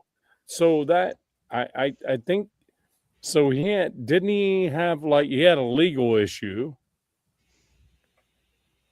He was so solid, and I was like, dude, he's like the best player for the Raiders, essentially. I mean, it's a joke, but AJ Cole, our punter's probably the best punter in the league. He's definitely top up there, yeah. So he's really good. Yeah, he's very good. So, but I mean, the thing about it is, Carlson just winning this. Seriously, dude, that's who you look for. Yeah. I hate our Okay. punter, by the way. So John stand him. Gruden, so you can watch this shit. John Gruden, they go on the field right before a game, and Janikowski shows up, and he reeks of freaking booze. Right before a football game, and Janikowski is like half popped going into the game, and and Gruden is like, okay, kick this 60-yarder. Janikowski freaking says, hold my beer. Probably swishes it. Just goes out there and nails it. And Gruden straight up has it on his barstool thing. Says, this dude absolutely nailed it. So he goes, it wasn't even a question. He could have hit it from like 68 easily. Could have been 70, And then he just looked at Janikowski and goes, hey, you just do you, bro. Yeah. Whatever makes you happy as a kicker. So I just want to quickly recap the Broncos picks, and then I think we should probably just kind of talk about where we're at, and we can leave it there. So I went interior defensive line, Caleb Proctor, Sam Roush, tight end with the 4th pick from my Denver Broncos, complete tight end, Katron Allen, running back out of Penn, with again the last pick number 111 for my Broncos. Then I had Travis Burke, offensive tackle, in the 5th round for the Broncos. Caden Barnett in the 6th round for the Broncos there, who's going to be a long-term starter at guard. And then we had 2 7th-round picks, Eli Heinrich, wide receiver / running back out of Navy, 6 foot and 206 pounds in the 7th. And then Mr. Irrelevant, Malik Benson, wide receiver out of Oregon, 6'1", 195 pounds for my Denver Broncos. I did what I thought was best for the team in terms of addressing running back, wide receiver, future tackle, future guard, current running back, current tight end, and a replacement in the interior defensive line. To me, those were all a combination of needs. And to be quite honest, everything I've looked up on all of these players, a good percentage of these guys could be immediate or very close to immediate contributors for the Denver Broncos, which is a good thing. So curious as to Broncos fans' thoughts on my kind of ideal list of draft picks here. And I am still very much of the opinion that some of the picks and some of the positions that the Broncos kind of fanalists and other media folks are projecting, like safety and inside backer, just to address that directly. Again, just real quick for those that are just viewing now, I believe that the inside backer room will be largely addressed by the progression of maturity in the NFL by guys like Karene Reed and Hunter on the Denver Broncos. And I believe that the Broncos will also be looking to target another UDFA inside linebacker with some upside, even if they've been hurt or injured or whatever, something like that, where they can maybe develop them and bring them up to speed and then have that work. I think that's what the Broncos' approach is going to be there. And I also believe that they're going to be trying to bring in a priority safety in the UDFA space. And the Broncos have traditionally had some pretty awesome, defensive back success from that UDFA spot. I think fans also should remember that there's another free agency coming up after June 1st. It's like another where the teams start filling out their rosters.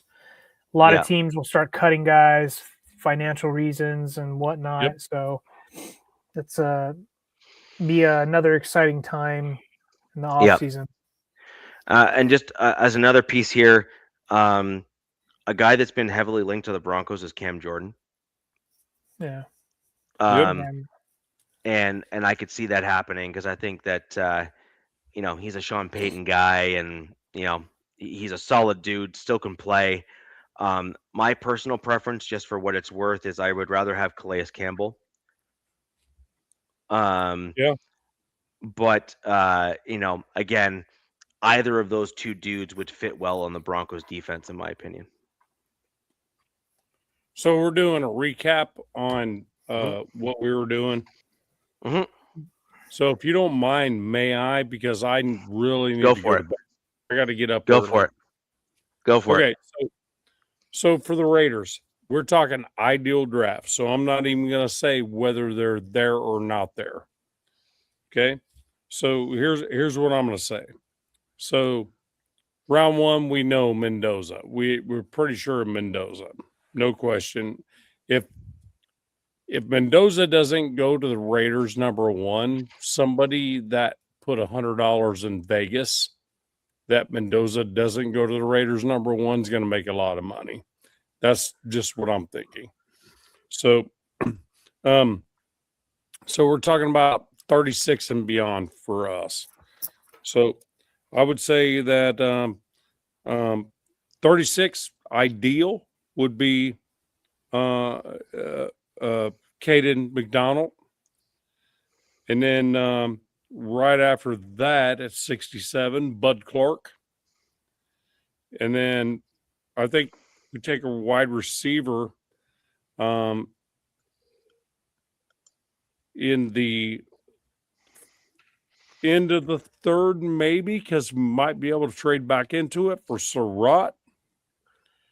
And then I think offensive lineman going into the fourth would be Blake Miller. And then I think another one of those fourths will be Kayleon Black. And then, to be honest with you, the rest of them I really don't give a shit about, because we have players that are unproven from last year. So the rest of it's all going to be depth. The free safety, Bud Clark's going to be a big one. So I think that's a big one.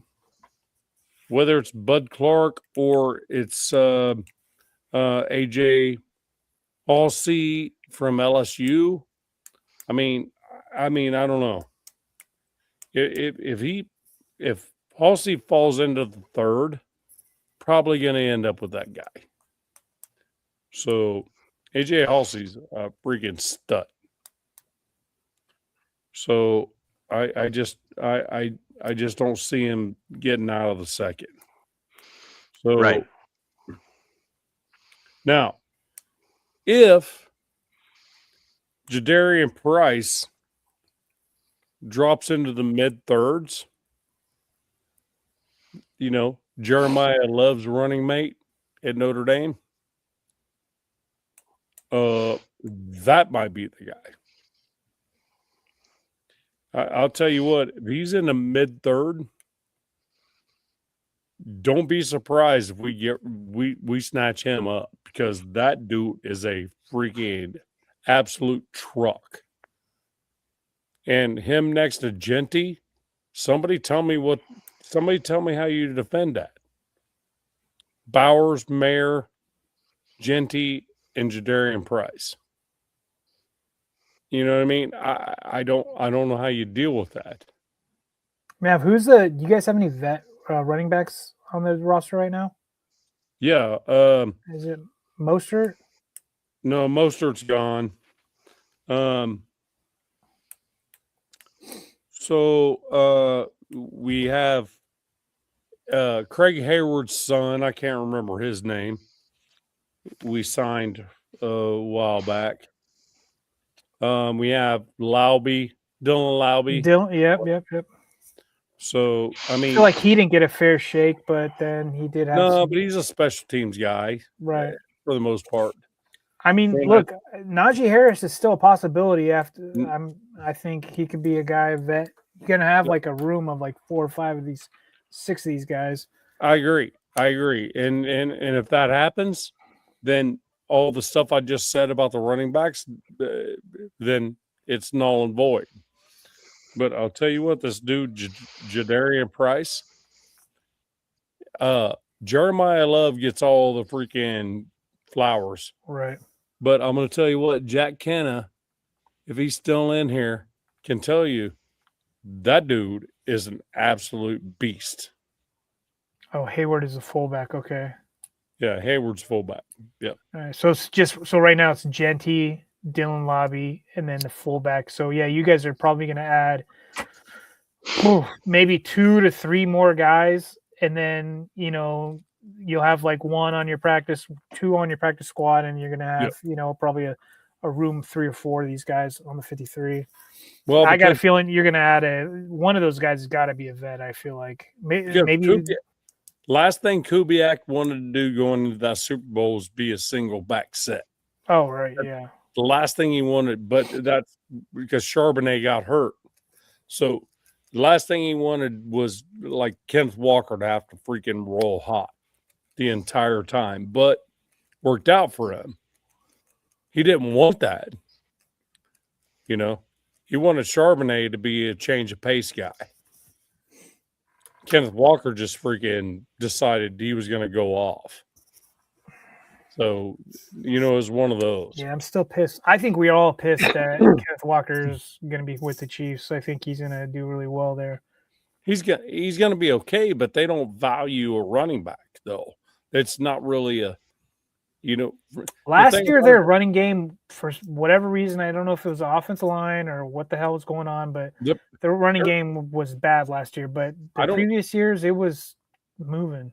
I just don't know what they're going to do on the backside of their defense. They just gave up they're probably they have the picks. 2 of the top 7 cornerbacks in the league. All of the mocks I've seen for them is they're like low. They're getting like high-end cornerbacks. I don't know, young guys. But yeah, I agree. Like, we don't know, right? They gave up those dudes. Like, what are they doing? Who knows? No, it was well said where they don't like to pay cornerbacks beyond the rookie contracts. Right. And I'm like, okay, I'll take them. You know what I mean? Yeah. But I mean, we know the Rams, why they're about F them picks. You know what I mean? Well, before we got Kirk Cousins on our team, Max Crosby and Colton Miller were the oldest players on the team. You know what I mean? It's like, that's insane. Another thing I was thinking about for the Raiders is I think you guys are going to try to upgrade your right tackle. I think you guys are going to – I think DJ Glaze is going to go to, like, become backup or something. I don't think they want him as your starter. I think Grant's going to be our right tackle. You don't think you draft one? No, I don't. The thing is, we haven't seen what we drafted last year, so I'm not sure you put a whole lot of stuff in there. I mean, because hell, Jack Bech on the offensive side, we didn't see him much. Right. Yeah. Barely saw Jack. Barely saw him. So I had him on a couple fantasy teams. And I was like, what the hell, man?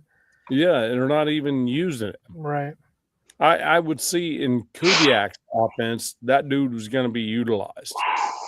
So that's the thing. So this draft's going to be a little bit weird because it's going to depend on whether like coaching staff in the front office is like, hey, we haven't seen what we already have. So maybe we just get out of some of these freaking picks for next year.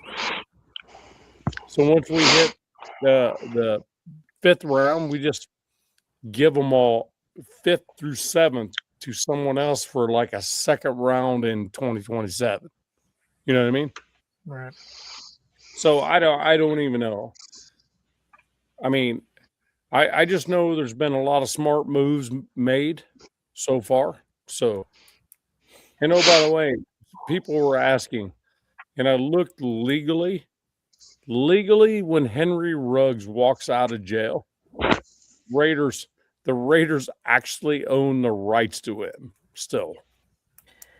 Yeah, that's a weird subject, man. People are like, let's get him to play. And I don't know, man. I'm just. Well, but if he goes to play, I don't know what that means, that they still own his rights. Because the moment he was incarcerated, they still own his rights because he was still on a rookie contract. Now, the Raiders can't bring him back. Our manifesto says you can't. You know what I mean? They can't actually keep him. They can't bring him back because the Al Davis freaking manifesto says you can't. He was involved in a freaking accident that killed someone. You know what I mean? Right. So if we stay with Al Davis's vision, you can't bring him back. Yeah. But for somebody, he's going to be worth something. And if we have the rights to him, that means somebody's going to have to give us something for him. So, and I hate to say it that way, but it's business, right? So look, this is what I was thinking for you guys' draft, right? Like Mendoza, first pick, he's at home with his family. He's gonna have a big party. Yep. And then it's like, do Raider fans even stay tuned into the draft? Because, or do they just say, "All right, click, we'll tune in tomorrow"? Because I'm like, there's still that possibility. And remember, I was like, there's that scenario where I'm like, I could see the Raiders swooping back in and grabbing pick 27 or something in the first round. That's still a possibility, but that's a Raider. That's a Raider thing from back in the day. I don't see it happening, but I'm not gonna say it ain't. Right. Nav, I have a prediction for what's happening in their first round. Okay. I actually think that your team is going to send Mark Davis and Tom Brady over to Mendoza's house. To Bloomington. To his house. Yeah, to Bloomington. And I think I'm 30 minutes away from there. Yeah, so I think that Davis and Brady will be with the Mendoza family, and I think that the NFL is going to leverage the Brady name, and then Mark Davis as the owner being present for the pick announcement and being there and the whole bit as the way to get the draft going, as it were. And I think that's my prediction, at least. I think that's how they're going to compensate for the first round pick not being there. Is I think that they're going to end up with the Tom Brady name being there as part of the Raiders organization. Did you guys see Mendoza throw out that pitch in Miami? Yeah, at the Marlins. So he's in Miami, Florida, at the Marlins game, and it was kind of cool. There was a guy behind home plate with a giant Raiders flag as he was throwing the pitch, and I was like, "Damn, that's that's pretty cool. That's signaling something." Freaking Raider Nation's everywhere, man. And oh, by the way, that dude threw a freaking laser beam. I didn't even see that. I was looking at the guy with the flag, but I'll take he threw like a freaking 80-mile-an-hour freaking ball at that fucking catcher, though. That's the crazy part. What is he like?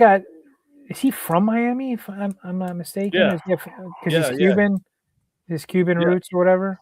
Yeah. Okay. Yeah, he went to school, like high school in Miami. Gotcha. All right. Yeah. So that's kind of where we're at with it. I kind of like where my draft went with the Broncos. I think it covers off a lot of future stuff and current stuff. It allows for some future proofing going forward, also allows for some development to take place, and intermix the top 3 picks, which is what you're supposed to do in the draft, right? Is guys that can plug in and play this year. And I think that's what the Broncos do with the draft that I have there. I mean, technically, go ahead. You had some picks for your team that kind of fulfill some similar needs, right? Where you were looking for dudes that can kind of come in and play right now, try to kind of do the both sides of the fence, get guys that can stick with you for a while, but then also start kind of as quickly as possible. If you guys aren't aware, we with this new regime, especially in the front office with Joe Ortiz, it's Ravens West, and it's like growing pains with the fan base, myself included.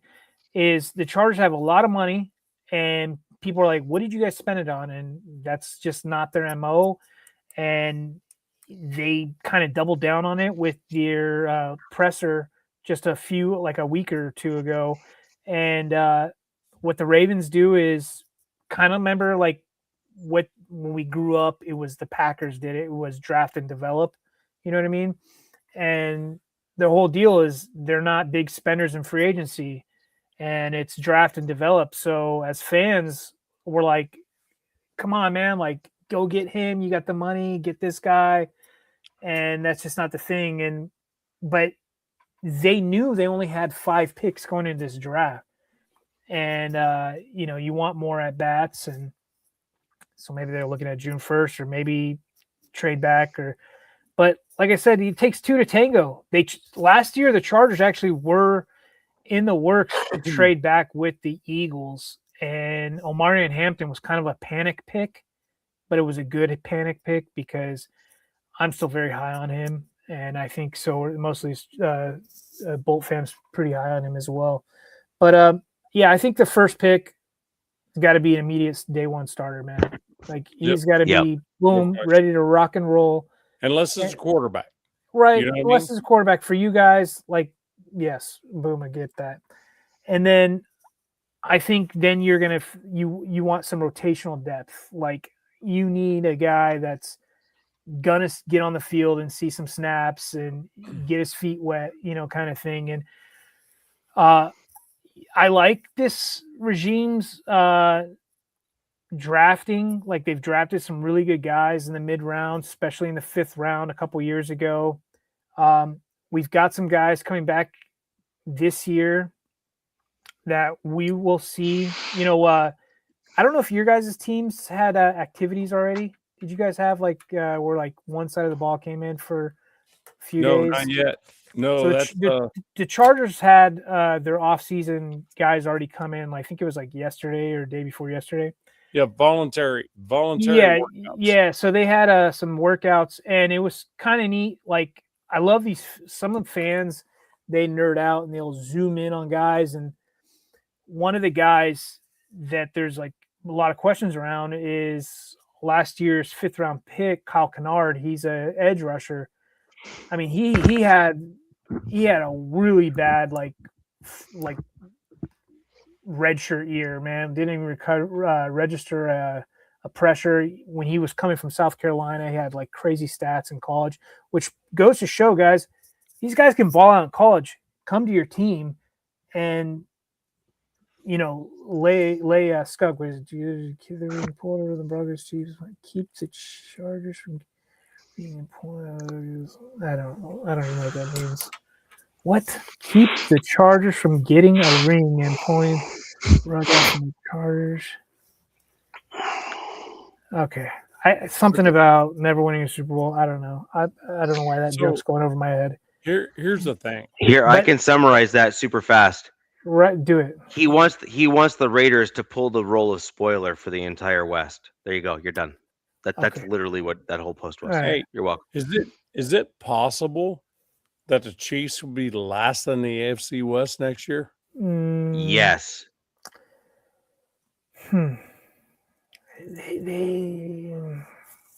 Yes. Andy is wanting. He's on his way out, but really not. I don't know. We'll see. I don't know. I think what the Chiefs' problem is right now is that they don't have a solid quarterback that's guaranteed to be there. Mahomes is going to be coming back from an injury, and there's a likely chance that he's not going to be able to start the year. If he does try to start the year, he's going to rush himself back and runs the risk of getting hurt. And if he gets hurt, he's going to be done for a massive amount of time. And so, yeah, I think they already came out and said Fields is going to start a few games or something, and yeah. But somebody's they're going to be 4-0 by the time Mahomes comes out. I'm like, bullshit. Who knows? That's what I'm saying is the schedulers throw them a softball of a beginning schedule. We'll see. Watch. Do something dumb like that. But wait for the softball schedule. And the problem is that without that quarterback play, a lot of their game plan relies on the creative prowess of Mahomes in order to make plays happen. And Andy Reid's offense is literally now been centered around having the it factor guy at the quarterback position. This is my take on Mahomes, and it's not. This is my take on Mahomes. It's not popular, probably outside of our division. Mahomes hasn't been Mahomes for multiple seasons now. It's been a minute. He's been a game manager who knows how to win at the end of the games, which matters, right? Which matters. The Chiefs knew how to win. Last season, boom, it all came crashing down. Team's too old, a lot of injuries. And then he busts his knee, ankle, whatever the hell it was. This ACL, I think. But they're like, oh, the best quarterbacks in the league, and it's just all accolades from Mahomes right now because there's other quarterbacks who are outplaying him all last season and never get mentioned. And that's right. And that's what I was telling Richie. So the draft is tomorrow, but when we come around till next Wednesday, I was telling Richie I think it would be an interesting one where we could talk about each division throughout the entire NFL, who's going to be last in their division. I mean, it's a fun exercise to come back to, especially when this season all said and done. Yeah. I'll be. You look, dude. I'm gonna have to trust. I know we did this fun exercise today, and it was cool, like our ideal drafts. But I'm gonna have to trust my scouts, like my team scouts and coaching staff for the guys they get like deep in the draft, right? Like, do the drafts. Oh, Ty Simpson, probably not, but I mean, I don't know if it's Russell Wilson-esque. He's still like the last minute, like in the last quarter, it will come out and they've won some games, but it's definitely not. They're like Mahomes is like he's like top 5, top 3 quarterback. I'm like, no, he has not played like a top 3 quarterback in like a couple seasons now. That, that street ball stuff, but that's why they're. Well, he hasn't even been in the conversation of freaking NFL MVP ever. Yeah. Yeah. So I'm just saying. Tomorrow it starts. We're going to see kind of where these predictions and our ideal options and all that land. We're going to see how our teams fare in terms of moving the needle forward. We're going to see where our other division rival that won't show up on the show lands as well. I think it'll be a super interesting draft at the end of it because I do agree with you, Nav, that the underlying comment there is inevitably there's going to be a few teams that low-key either get worse or just stay the same. And the question is, are our teams one of them? What you want from the NFL draft is to progress forward. You want to add talent to move your team in that forward direction to match the vision of where your team wants to go. Right. And I agree. Thus far, the Raiders have done a tremendous job in the offseason to, dare I say, make those big boy moves and do the right thing to kind of move the team in the right direction. Yeah. I know DZ and I have both made these comments both on screen and in behind the scenes in our private chats. And I know that Nav and you don't like it. No, we don't. We hate it. But at the same time, a good Las Vegas Raiders team raises the entire division as well, right? No longer are our teams, if we win, getting told, well, the Raiders are just the Raiders. It's like, no, the Raiders are a good team and you beat them. Good job. Like, that's the point. Or vice versa. You split with the Raiders. That's clearly a tough division. And that's the sort of comments that we want to hear as division. I mean, rivals. Nobody's talking about the Raiders like coming out and making some noise. But I've heard them say the Giants, like John Harbaugh's over there, and all of a sudden they're like the Giants are supposed to be this year's New England Patriots. I'm like, wait, well, what about there's some other teams in here that could, turn around and make some noise. I think Cowboys are going to win that division. I'm just saying. Yeah, I don't like the Cowboys this year. Yeah. But anyways, I think it'll be an interesting one to see where we land, see how the draft plays out, see where the teams end up. Do some reassessment after. And Nav and DZ, you're correct. We do have that last wave of the backfill free agency or the post-draft free agency. Yep. There are always some surprises. June 1st is a big day. There's always some surprises of teams cutting guys on June 1st. We're just like, I didn't kind of see that one coming. and we'll talk about that on the show as well. But that'll end the show for us tonight, ladies and gentlemen. We need to get Nav off to bed. He's got an early morning tomorrow. So do I. Can I give one more shout out right quick? I'm gonna put it on mute if you're doing what you're thinking. I'm not gonna yell Raiders, I promise. How about this? Raiders. Okay. All right. So I'm in Indiana right now. My wife's back in Tennessee, 5 hours away, right? We're trying to sell that house, trying to buy a new house. Oh, by the way, the house is black and white. You can't get a silver house. Otherwise, I would. It's a brand new build. So, maybe I could. But the thing about it is, what it comes down to, in between this period of time for the Raider fans that are on my channel, it's going to be a while before I bring my show back up. But on Wednesdays, I'm going to do my very best to be here. Okay. And that's why it doesn't look the same, because I don't have a studio. So I just want to let everybody know that life is in flux, new job. I've been working there. I'll be week 2 come Friday. So just so you guys know, I'm not ignoring you. Okay. I'm just busier and shit. Okay. Might have to have Kenna fill in for you, or what? What's that? Kenna might have to fill in for you. Yeah, Kenna, step the fuck up. Or one of these cats in here. I don't know if any of these other guys want to fill in. No, for I don't know. I mean, Zong could probably do it, but I'm not sure he could stay away from an F-bomb for 10 minutes. I just got, which is 10 minutes. I don't know, man. I think that's we're all an unfortunate scenario. Well, good luck with your move. I hope we all get what we want in this draft. You know what I mean? Like at least a player or something that we all like. I mean, obviously the Raiders will get their guy. It should be. I agree. It should be good. I should know by the weekend if I can have the mortgage in Tennessee and this mortgage at the same time. We'll see. If not, you got to pick out some silver and black tents at Walmart. So, there's that. Nothing else. I just need to short sell my house and be done with it down in Tennessee and just kick my wife out and tell her to come here. Let's go.